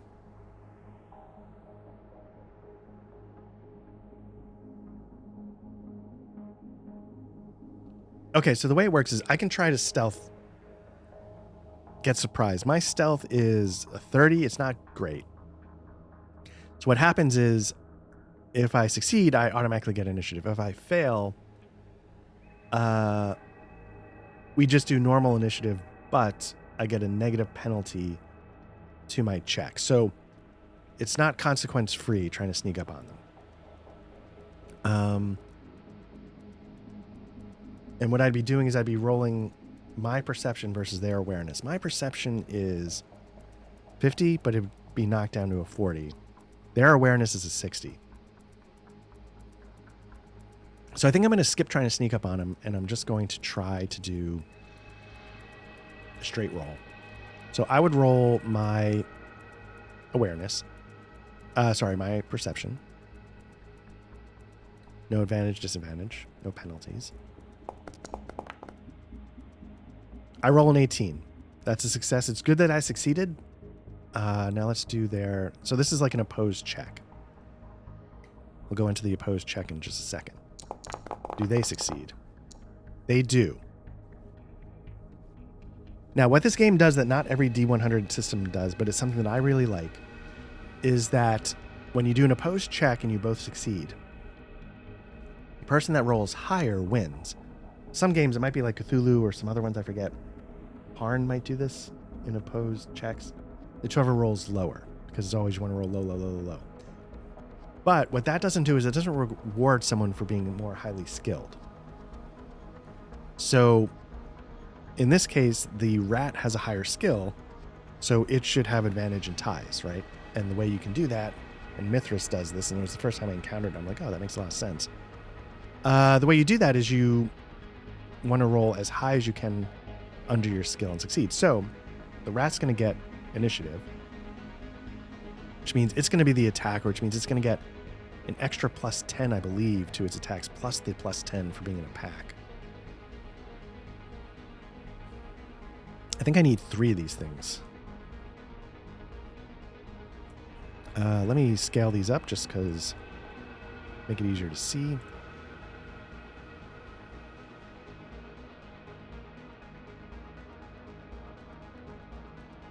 And the third one, unfulfilled, eloquent, and unusual. Cool. Again, that's the token mold. If it's not a linked sheet, which most like general monsters are not like specifically linked, it just creates a copy of it and helps distinguish them with weird adjectives. Okay, so we got the 3. They're going to get initiative. Okay, so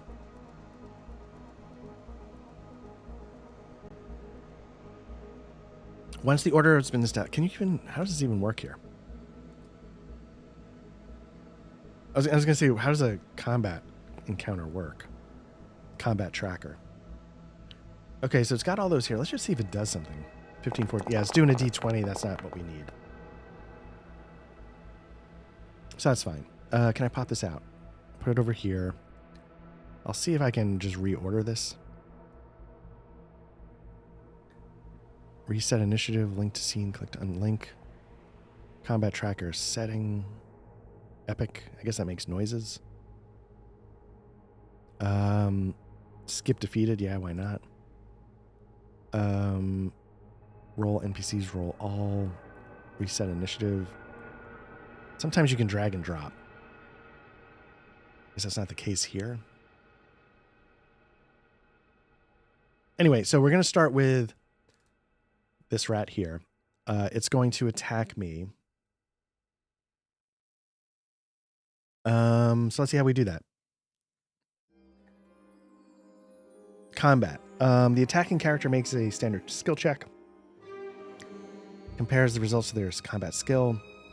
Attacking character has the lead and receives a +10. If it's a player, I could use my currently equipped weapon skill or my dodge skill. So my currently equipped weapon skill is probably the best I've got at 60. My dodge is 30. Okay, so then again, it's a compared. So they're going to do an attack, combat skill, but they're going to get a +20. 10 for being the attackers, 10 for being in a pack. Okay, so now I need to dodge. It's going to be a reaction. I'm going to use my weapon skill to sort of parry it.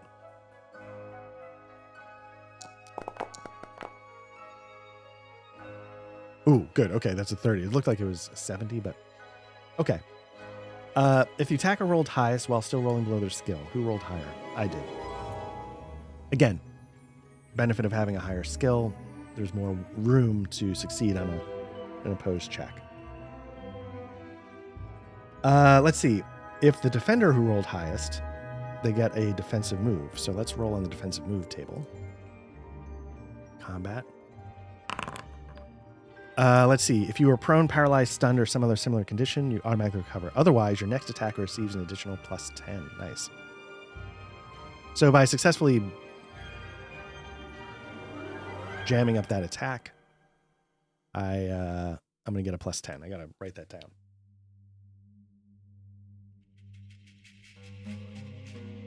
But now, the thing I don't understand, like, do they... If it... I think I put 3 of them out there in a pack, right? Do they get 3 attacks is basically the question for these things, or do they count as one thing, but I just sort of track the pack somehow? Like they only get 1 attack as a pack. I could see it being that somehow I have to just sort of keep a track for the bonus, but in reality, it's just one thing attacking as a swarm. So let me just double check really quickly. Let's see. Blightfang rats.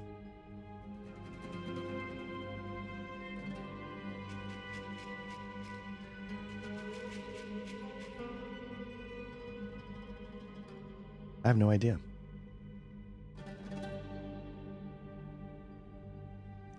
There's got to be a way to... Let's see.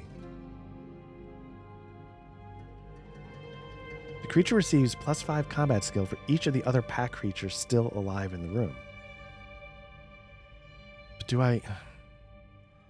Because what I could do is I could just track here the number 321. You know what? I feel like... Here's how I'm going to do it. I'm going to do it as it's a single thing operating as a swarm. I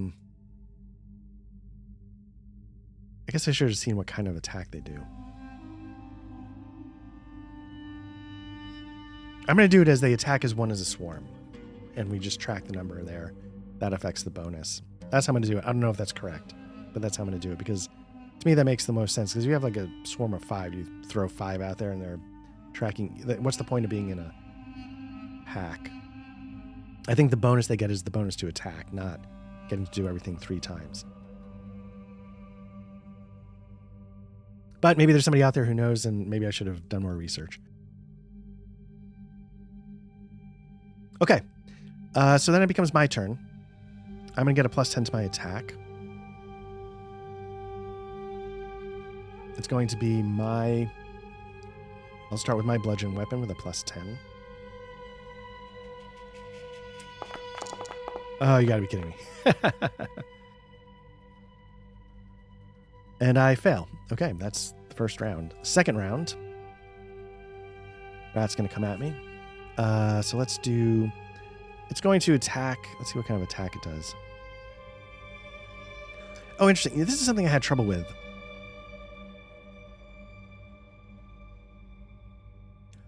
You're supposed to be able to click this die and have it immediately roll this, but I think it screws up. Let me just see. If I get rid of this. If I get rid of parentheses, let me see if it works. Physical.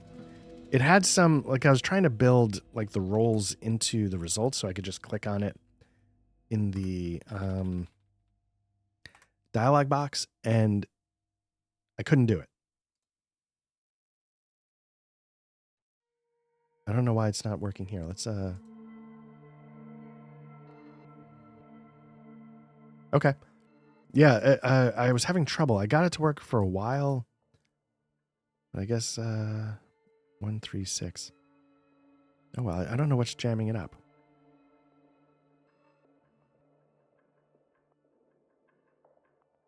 There were certain things. Let me get rid of all weird.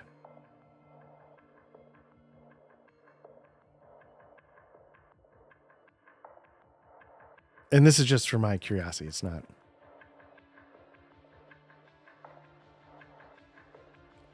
Okay, so I might have to. I'll just roll a d6.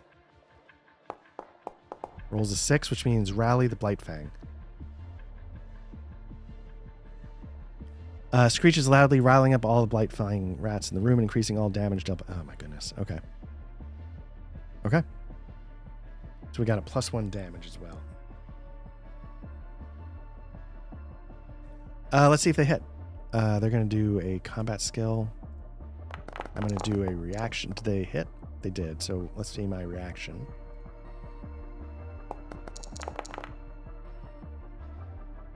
I rolled a 10. They rolled a 17. So we both succeeded. They... woof. They hit. Okay. So let's see where they hit. Humanoid. They're going to hit me in the chest, which is armored. So that's good. How much damage do they do?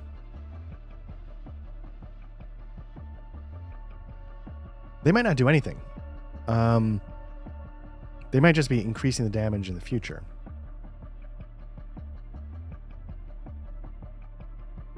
But then okay, but then would you then have 3 because then the other ones would be doing... Ah, shit. I feel like there should be 3.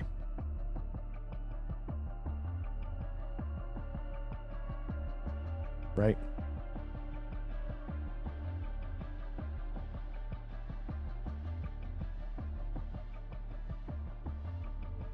Ugh. Yeah. Depending on the moment, I could see arguments for both.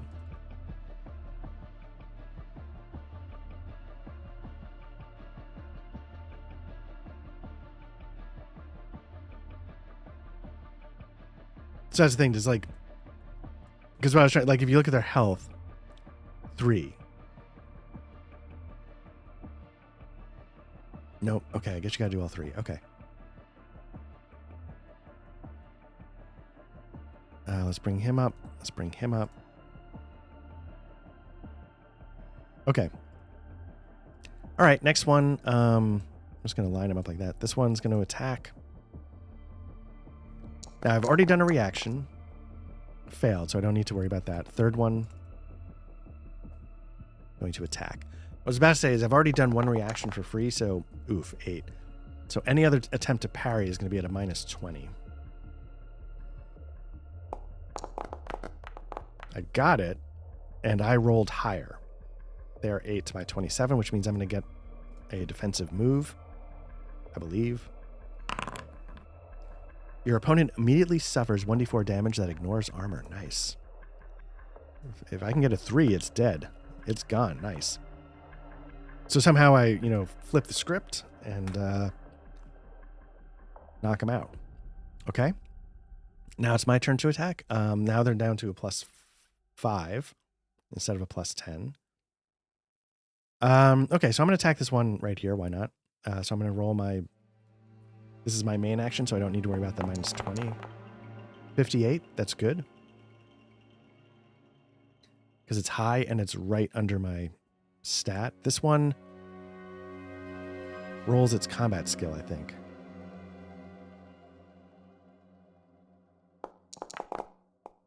$36, failed. Perfect. What happens if it creates sound effects? There we go. Okay. So it's my turn. I wish I could reorder this though, because it's going to make sounds, I think, whenever I... Yeah, I don't think I need to do that. Okay. So now I roll damage.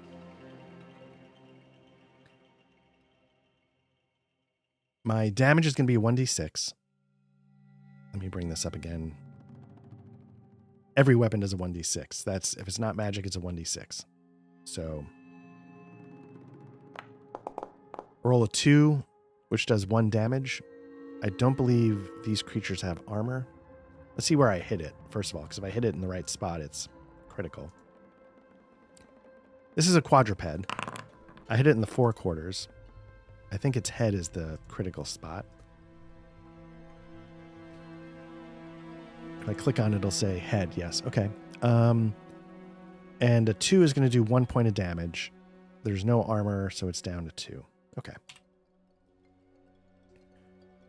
Now, I find that interesting, the way it sort of like levels off the damage.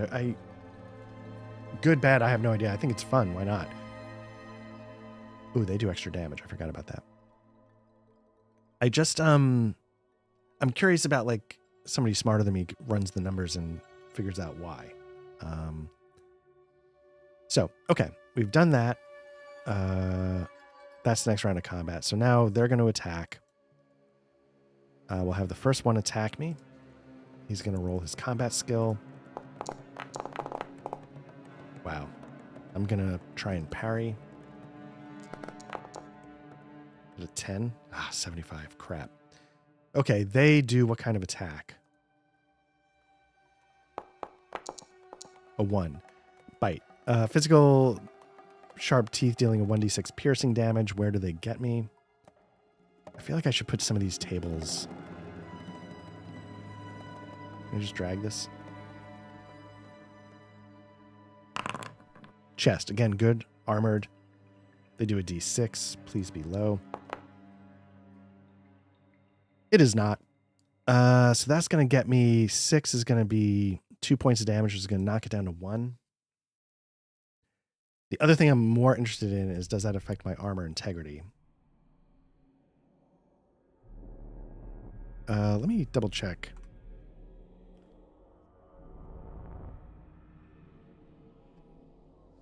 Does it come off my toughness or does it come off my health? Okay. Initiative, surprise, combat, weapon speed. Sure. Dealing damage. When a character receives any damage, they first reduce their toughness. Once their toughness has reached 0, all following damage is dealt to their health. Okay, cool.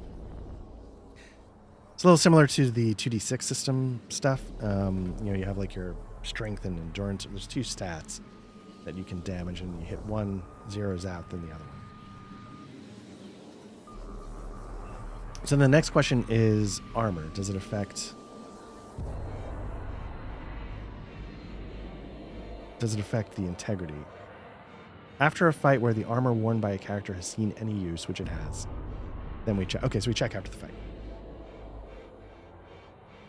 And I think there's a way to track that. Let me just go over to the equipment. So you just mark it as hit. So there we go. Okay. Very nice. Okay, so that's the first rat. Second rat, let's see if it attacks me and hits. Or did I already do that? That was the first one. Okay, combat skill. 35 is going to be a miss. Great, thank goodness. Okay, time to flip the tables. I'm going to attack them with my bludgeoning weapon. You know what I'll do? I should show you what, I'll bring up my character sheet.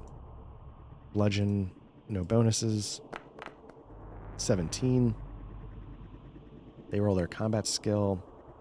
Doesn't matter which one. I'm going to attack the one on top, but 86, they blow it. So that means I get a chance to do some damage. The damage is, let's see where I hit it, first and foremost. Quadruped, I'll put this right here. Right front leg, nothing special. It's going to do 1d6. They have no armor, so a 2 is going to do 1 point of damage. Okay. Just leave this popped out. Pop this out. Okay, so again, I'm hitting this guy. I do 1 point of damage. Perfect. Next round, they come at me. He should be getting a +5. I keep forgetting. Miss. He should also get a +5 because of the pack bonus. Yet. Crap. Okay, this is going to be my one reaction for free. Success, and I rolled higher, so we're good on that front. I might be glossing over stuff, but that's okay. I'm now going to attack. Same one that's already wounded. Nice. 27's a hit. They're going to roll their combat skill as defense. I don't know if they get a +5 for that. 61's a fail, so it wouldn't matter. I roll my... Let's see where we hit them. Hind leg, no bonus. 1d6. 4's not bad. I think that's going to get me at least 1 point of damage. Whoops. 1 point of damage, yeah. So that means this rat is no more. This one should be... One of them was down to 1. I know that. 3. I think this one's dead. So let's get rid of that. Next round of combat. What are we doing? They attack. Really use some more misses here. There's no more bonus. They miss. Great. I attack. Hit. Let's see if they can dodge.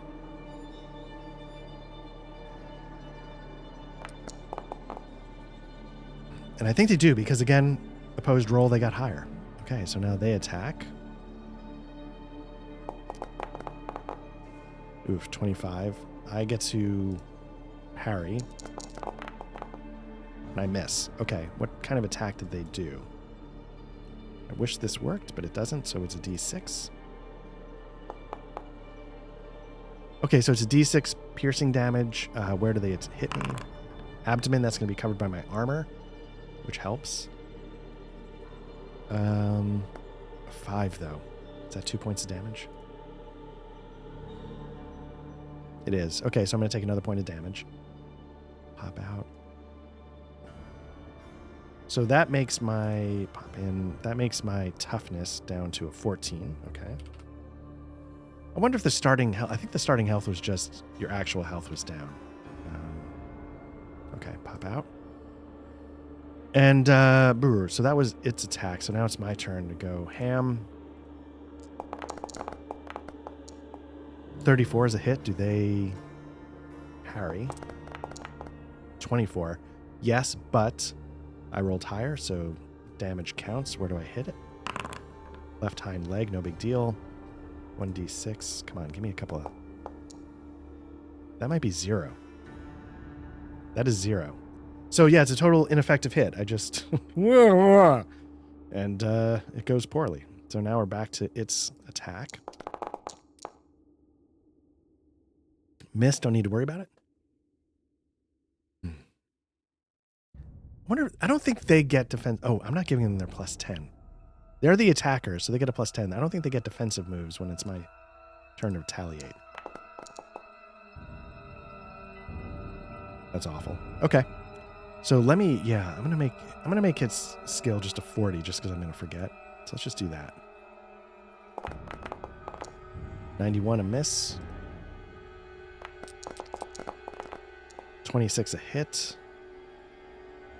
But here's the thing though, does it get this combat when it's defending? I don't think it gets a +10. So I need to actually do it correctly. Okay. Again, both succeed, but I rolled higher, so I'm going to do some damage. Where do I hit? Left front leg. Okay, that's good for 1 point of damage. That's something. It's a start.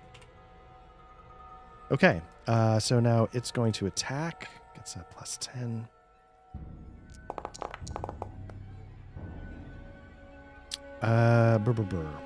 Failed. Okay, my attack. 23. Does it dodge? 18. A lot of low rolls going on here. Again, I win the day there. Where do I hit?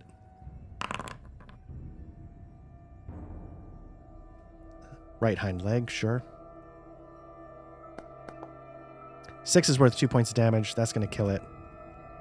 Everybody's dead. I succeed, etc., etc. I roll on the resources table for my spoils. Where is it? Let's close that.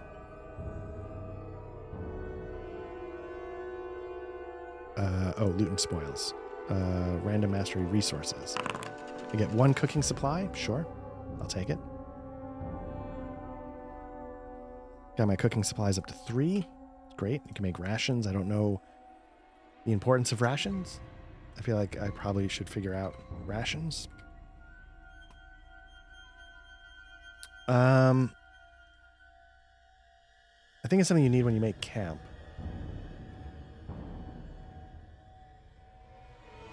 Setting camp consumes a ration. Okay, that's not having rations reduces all benefits of camping by half. So that makes sense. If you want to take some time, settle down, recuperate, you need to eat, and so you got to make some rations. So I imagine my first camp, I might not have any I think I have to craft the rations. So my first camping might be a bit of a wreck until I build up those rations. Okay. So there's that. Check my integrity for my armor. Starts as a D8, so let's see if it goes down. 3, it does not, so I can uncheck. Oh, my protection is 2. I might not have taken any damage. I thought it was 1. I think I might not have taken any damage. So I'm going to boost that back up to 16. What else? I got my cooking supplies. XP.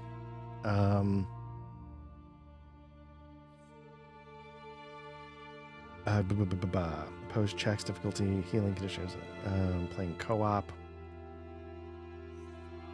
Personal goals. So the first thing I need to... Personal goals. I definitely worked towards that. Did I not write down my personal goals? Why is it not here? The personal goals are...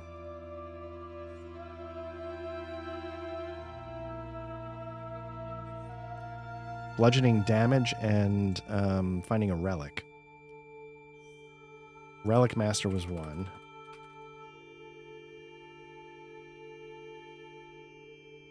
Zero of 1 relics for plus 100 X. Oops. Plus 100 XP. Sure. The other one was, it was, I think, bludgeoning damage. So let's bring this up. Into the Midnight Throne, creating personal goals.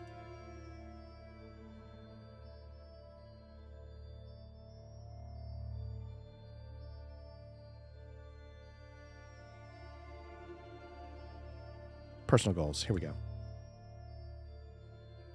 I know this is part of the thing where I was muted, but like an idiot.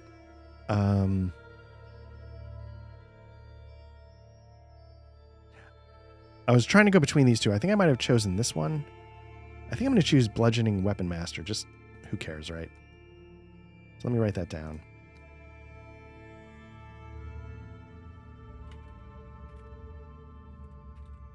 I have to kill... I think it's 50. So I've killed 3 out of 50 for plus 1 bludgeon damage. Okay, so there we go. Right? Defeat 50 opponents with bludgeoning, then you get a plus 1. Cool. All right. So there we go. What I might do, let's see where we are. Pop this out. So we've made our way there. Do I get to scavenge after the room? Let's see. If you scour every corner of the... Okay. Basically, can I scavenge the room after I clear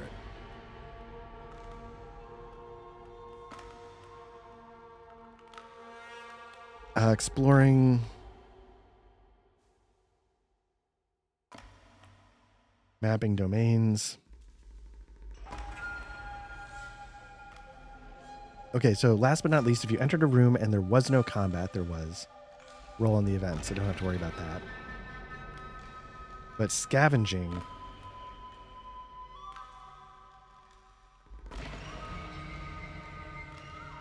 Each time you enter a room, you can make a scavenge. Okay, so yeah, just entering the room is enough. Now my scavenge is crap, but I still get to do it. 30. Almost, that's not that far off, but that's a failure. Okay, so here's what I'm going to do.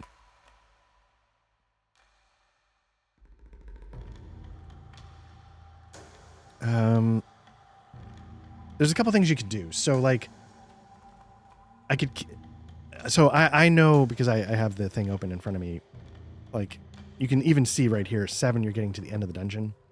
I'm assuming 6 is probably something bad. I haven't checked out 5 yet. So the completionist in me would be like, oh yeah, you know, I'd want to go check it out. If you're doing this randomly, I think once you have like the lair, I think is 6. I think 7's the exit. I think once you have the lair, you can just avoid it. Like I could skip the overseer entirely. You could see like I could go here, and go out. The overseer is this thing. You can see its stats. It's got a combat skill of 40. It's got a little bit of armor. It's ruthlessness 2, and it's going to be fast. So like it's going to be a tough fight. 12. I haven't gotten anything of note. I haven't gotten any items. I haven't gotten anything. So I'd be just going into it as a straight fight, which feels crazy. So let's go over to 5. So I would go over here. Basically, I was trying to decide, like, should I, like, it's been a couple hours. Is that good, or should I just do this map? And then I'll do hopefully a second session where I randomly do everything.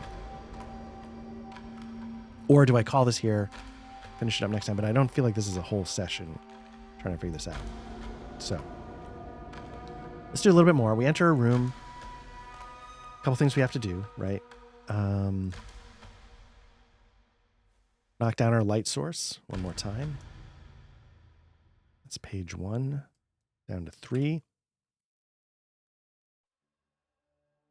Don't have to do a lair check because we know it's not the lair. We don't have to worry about the exit. We do our tension die check now. We've gotten lucky so far, but no more. So, we've done a tension die check, as described on page 106. So let's see what happens. The tension die always starts at a D8, of course.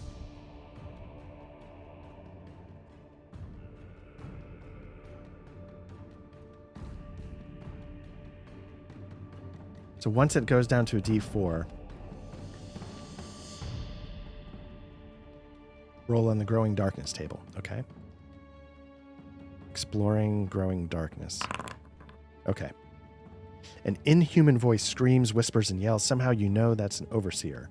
Roll on the overseer influence table. Oh, interesting. All opponents from this domain benefit from that result. So is that not guaranteed that they do +2 damage? Does it have to be something that triggers...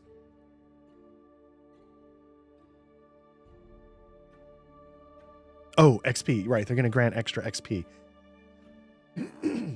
So, yeah, I guess, is that the thing? Does it not...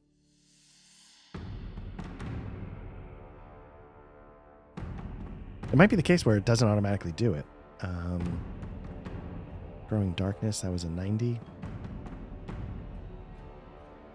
So let me see if I can... Can I change this one?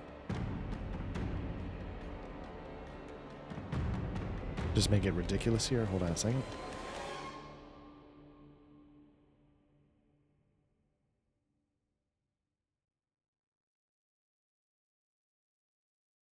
I have no idea if this is the right way to do it, but I'll do it. Okay, so we'll just... this is going to now become a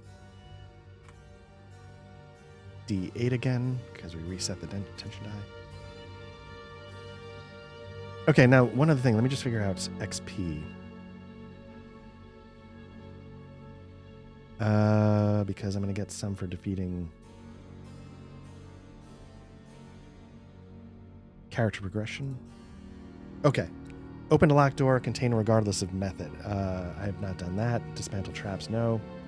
Haven't entered a new domain. I defeated a combat encounter, so that's 50. That might be it. So I've got 50 XP.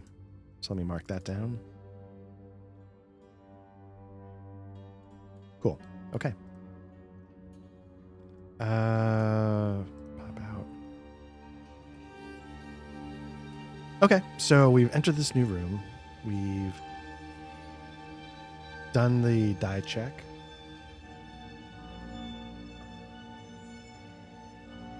Now we do if there's a combat encounter. It's a D20. And a 10 or higher, it's there, so... let's see what we're dealing with. Again, it could very well be the exact same thing. Flesh Eater. Oh, okay.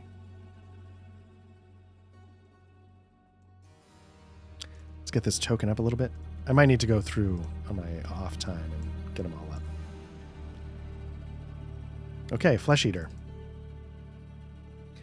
From the depths of the accursed catacombs, flesh eaters emerge as vile and grotesque abominations. These monstrous creatures possess a rotting, bloated form.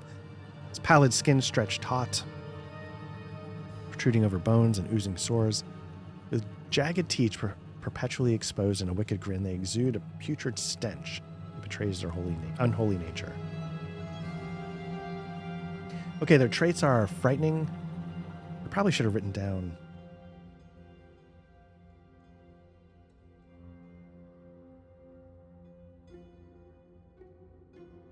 what does frightening do? It requires a successful resolve check at the start of each of your turns, as long as the creature remains alive. Failure, ooh, costs you 1 sanity. Let me see if I can...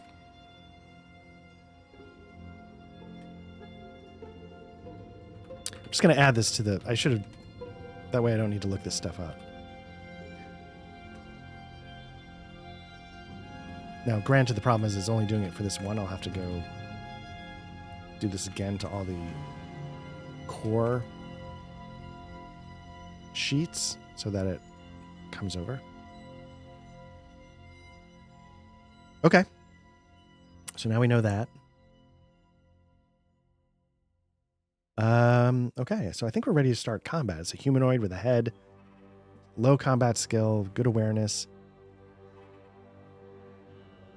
I'm not going to try and sneak up on it again because... yeah. So I think what we do is we do my perception versus its awareness. So my perception...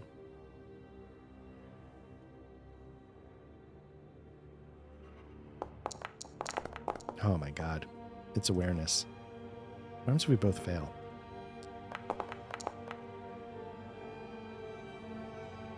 Okay, so it's going to be the attacker.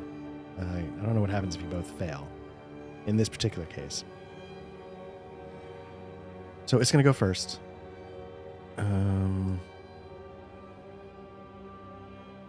It's going to attack. These work? No, it doesn't work. Okay.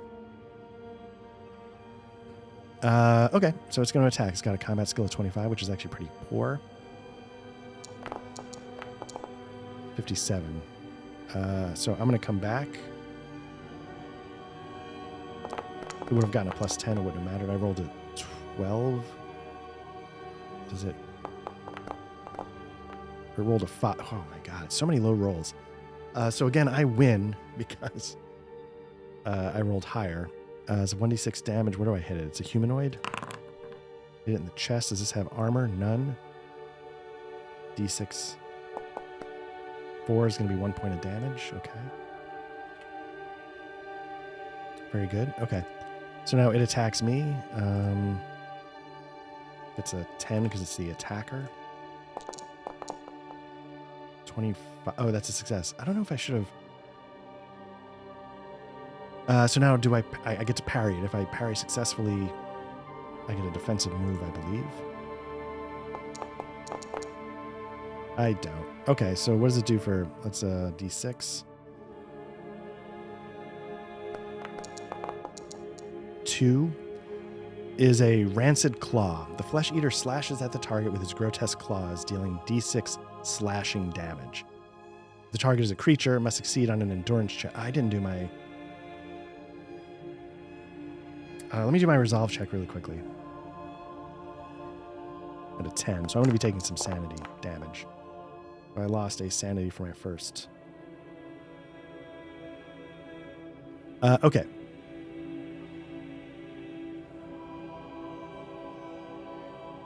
Ooh. This could be bad. Where does it hit me? It hits me in the right arm, which is not armored. It's going to do a D6. Maybe I'll get lucky. I'm not.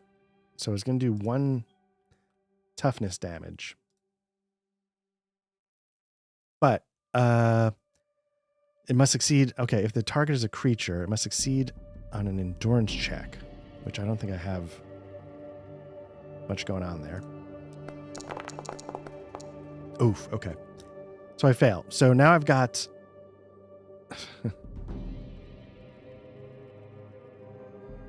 At the start of each of the target's turns, it takes an additional D4 necrotic damage until it receives magical healing, or the wound is otherwise treated. That's going to be the trick.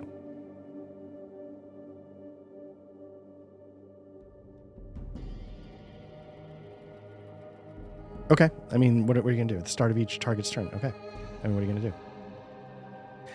It's the start of my turn. Okay, so I guess I'm going to do D4 necrotic damage. I think this is just straight up damage. Like, so it's just going to eat at my armor. Not my armor, my toughness. So my toughness goes down to a 12. I'll pop that in just so you can see. And now I'm going to attack. That's rough.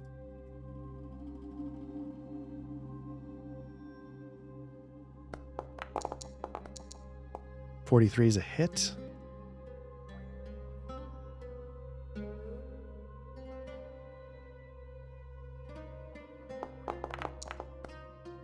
Wow, 16. Okay. Doesn't matter. I still succeed. But do my D6 of damage. Where do I hit it? Right arm, D6. Oh my god. 0. Okay. It's going to attack me again. It's a plus 10.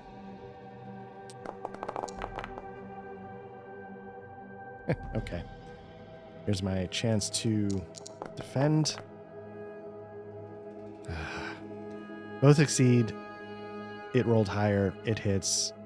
What kind of attack is it doing? 2, which is another rancid claw. Oh my god. I didn't do my... Okay, let's do my resolve check really quick. That's a failed, so my sanity goes down now to a 9. D6 damage to my right arm. Did I do that? I didn't do that. So let's do D6. 4 to where? Left. Wow. So that's going to... So does this mean does this stack? Do I now have... 2 necrotic wounds?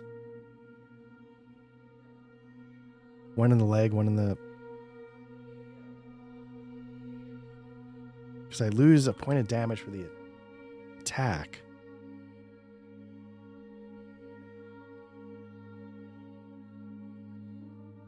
Did I do my endurance check? Maybe I get lucky. I don't. So yeah, again, now do I have 2 necrotic wounds, each doing D4? Because I feel like that's the case, right? I mean, that's what's going on here.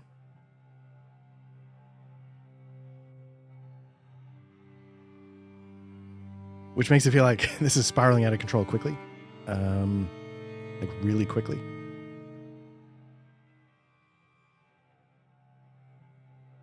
Okay, so it's my turn. So first things first, I'm going to do my resolve to see if I freak. Is it resolve? I think it is. I fail. So I'm going to lose sanity again. So I'm down to 8. So now it's starting my turn, and I have 2 necrotic damage. So I guess I rolled 2d4. For another 3 off my toughness. 8. So now I got to attack.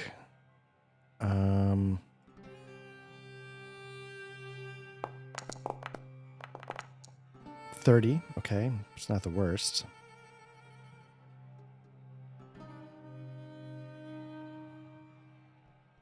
There's no, there's no good. Why is this so? Let me pop that out.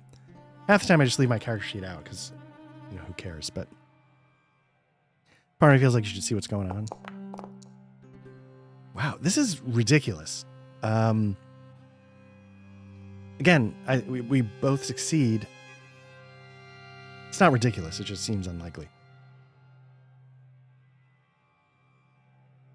But I succeed more, so I'm going to roll damage. 2.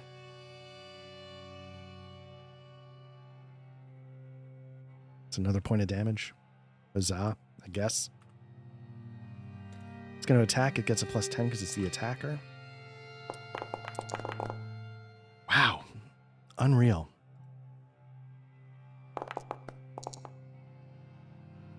I bring it. This thing just can't miss. Let's do a d6. Okay. Okay. Where does it hit me? Abdomen, that's going to be protected by armor. I'm going to make it so that if it doesn't get through the armor, I don't get the necrotic wound. D6, so it's a 2 armor. 6 might be 2 points of damage. I might get away with this. 6 is 2 points. Okay. Okay, so what I'm going to do is I'm going to mark my armor as hit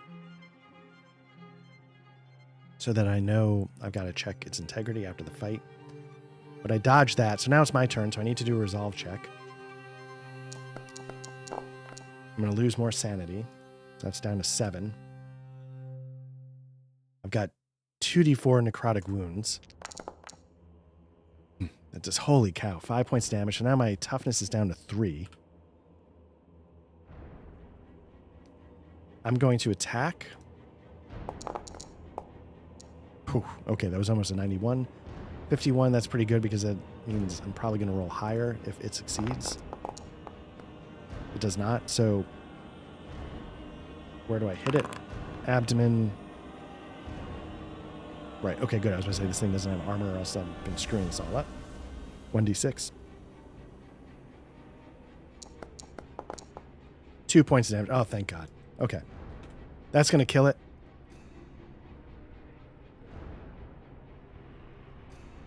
That's going to give me another 50 XP. I'm going to check the integrity of my armor, which is a D8. So let's see if that holds up. Still in good shape, luckily. Okay, mark it as... Turn that off. Okay, so... I got to figure out how to deal with wounds.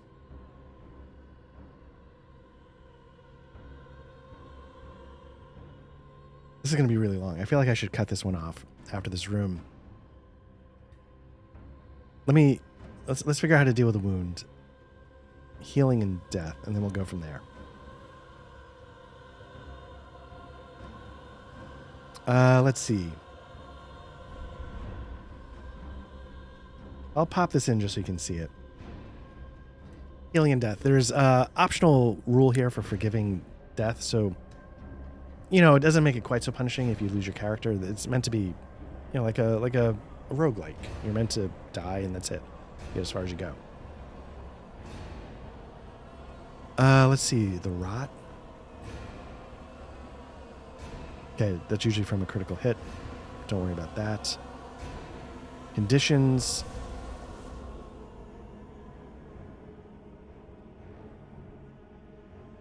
What was this character again?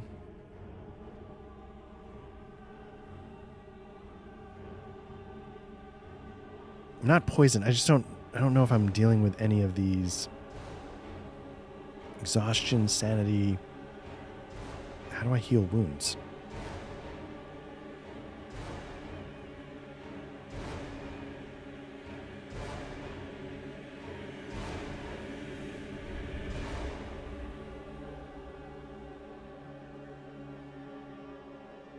Okay, wait. Receive. Oh, you recover D4 toughness after a fight is over. Okay.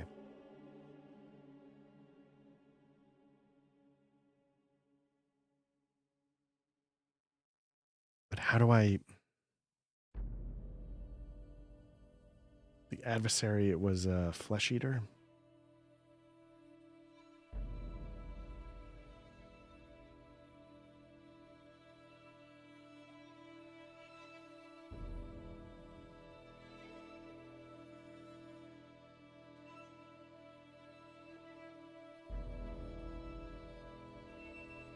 Let's see. Frightening.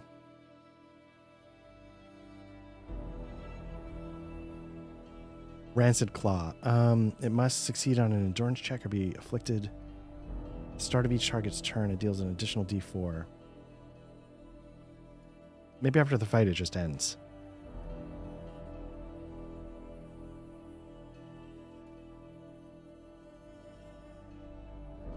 Yeah, maybe it's not something that just keeps going on and on and on.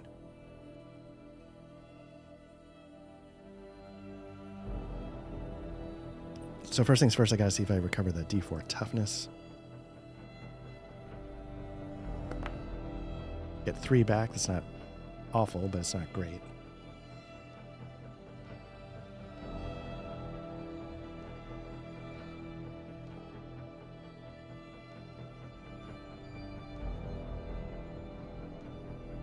Gets my toughness up to 6. I feel like I need to heal. So why don't we do that? Why don't we pause here? We'll call this the first session. Pick up a next section, and either I die or I don't, or I start a random one. We'll figure something out to make it last like a real session. But otherwise, yeah, hopefully this has been fun to check out. I had a blast playing this. This has been Black Lodge Trivia Night. This has been Ker Nethalas. Yeah, we'll be back with more of this, and then we'll also get back onto the rotation if you want. Come join us in the Discord. If you want audio versions of this, search for Black Lodge Trivia Night wherever you get your podcasts. If you're watching this on YouTube, if you want to like and subscribe, we appreciate that. Follow us on the socials. And yeah, otherwise we'll be back, and we'll be doing some more of this. So take care, and we'll talk soon. Bye-bye.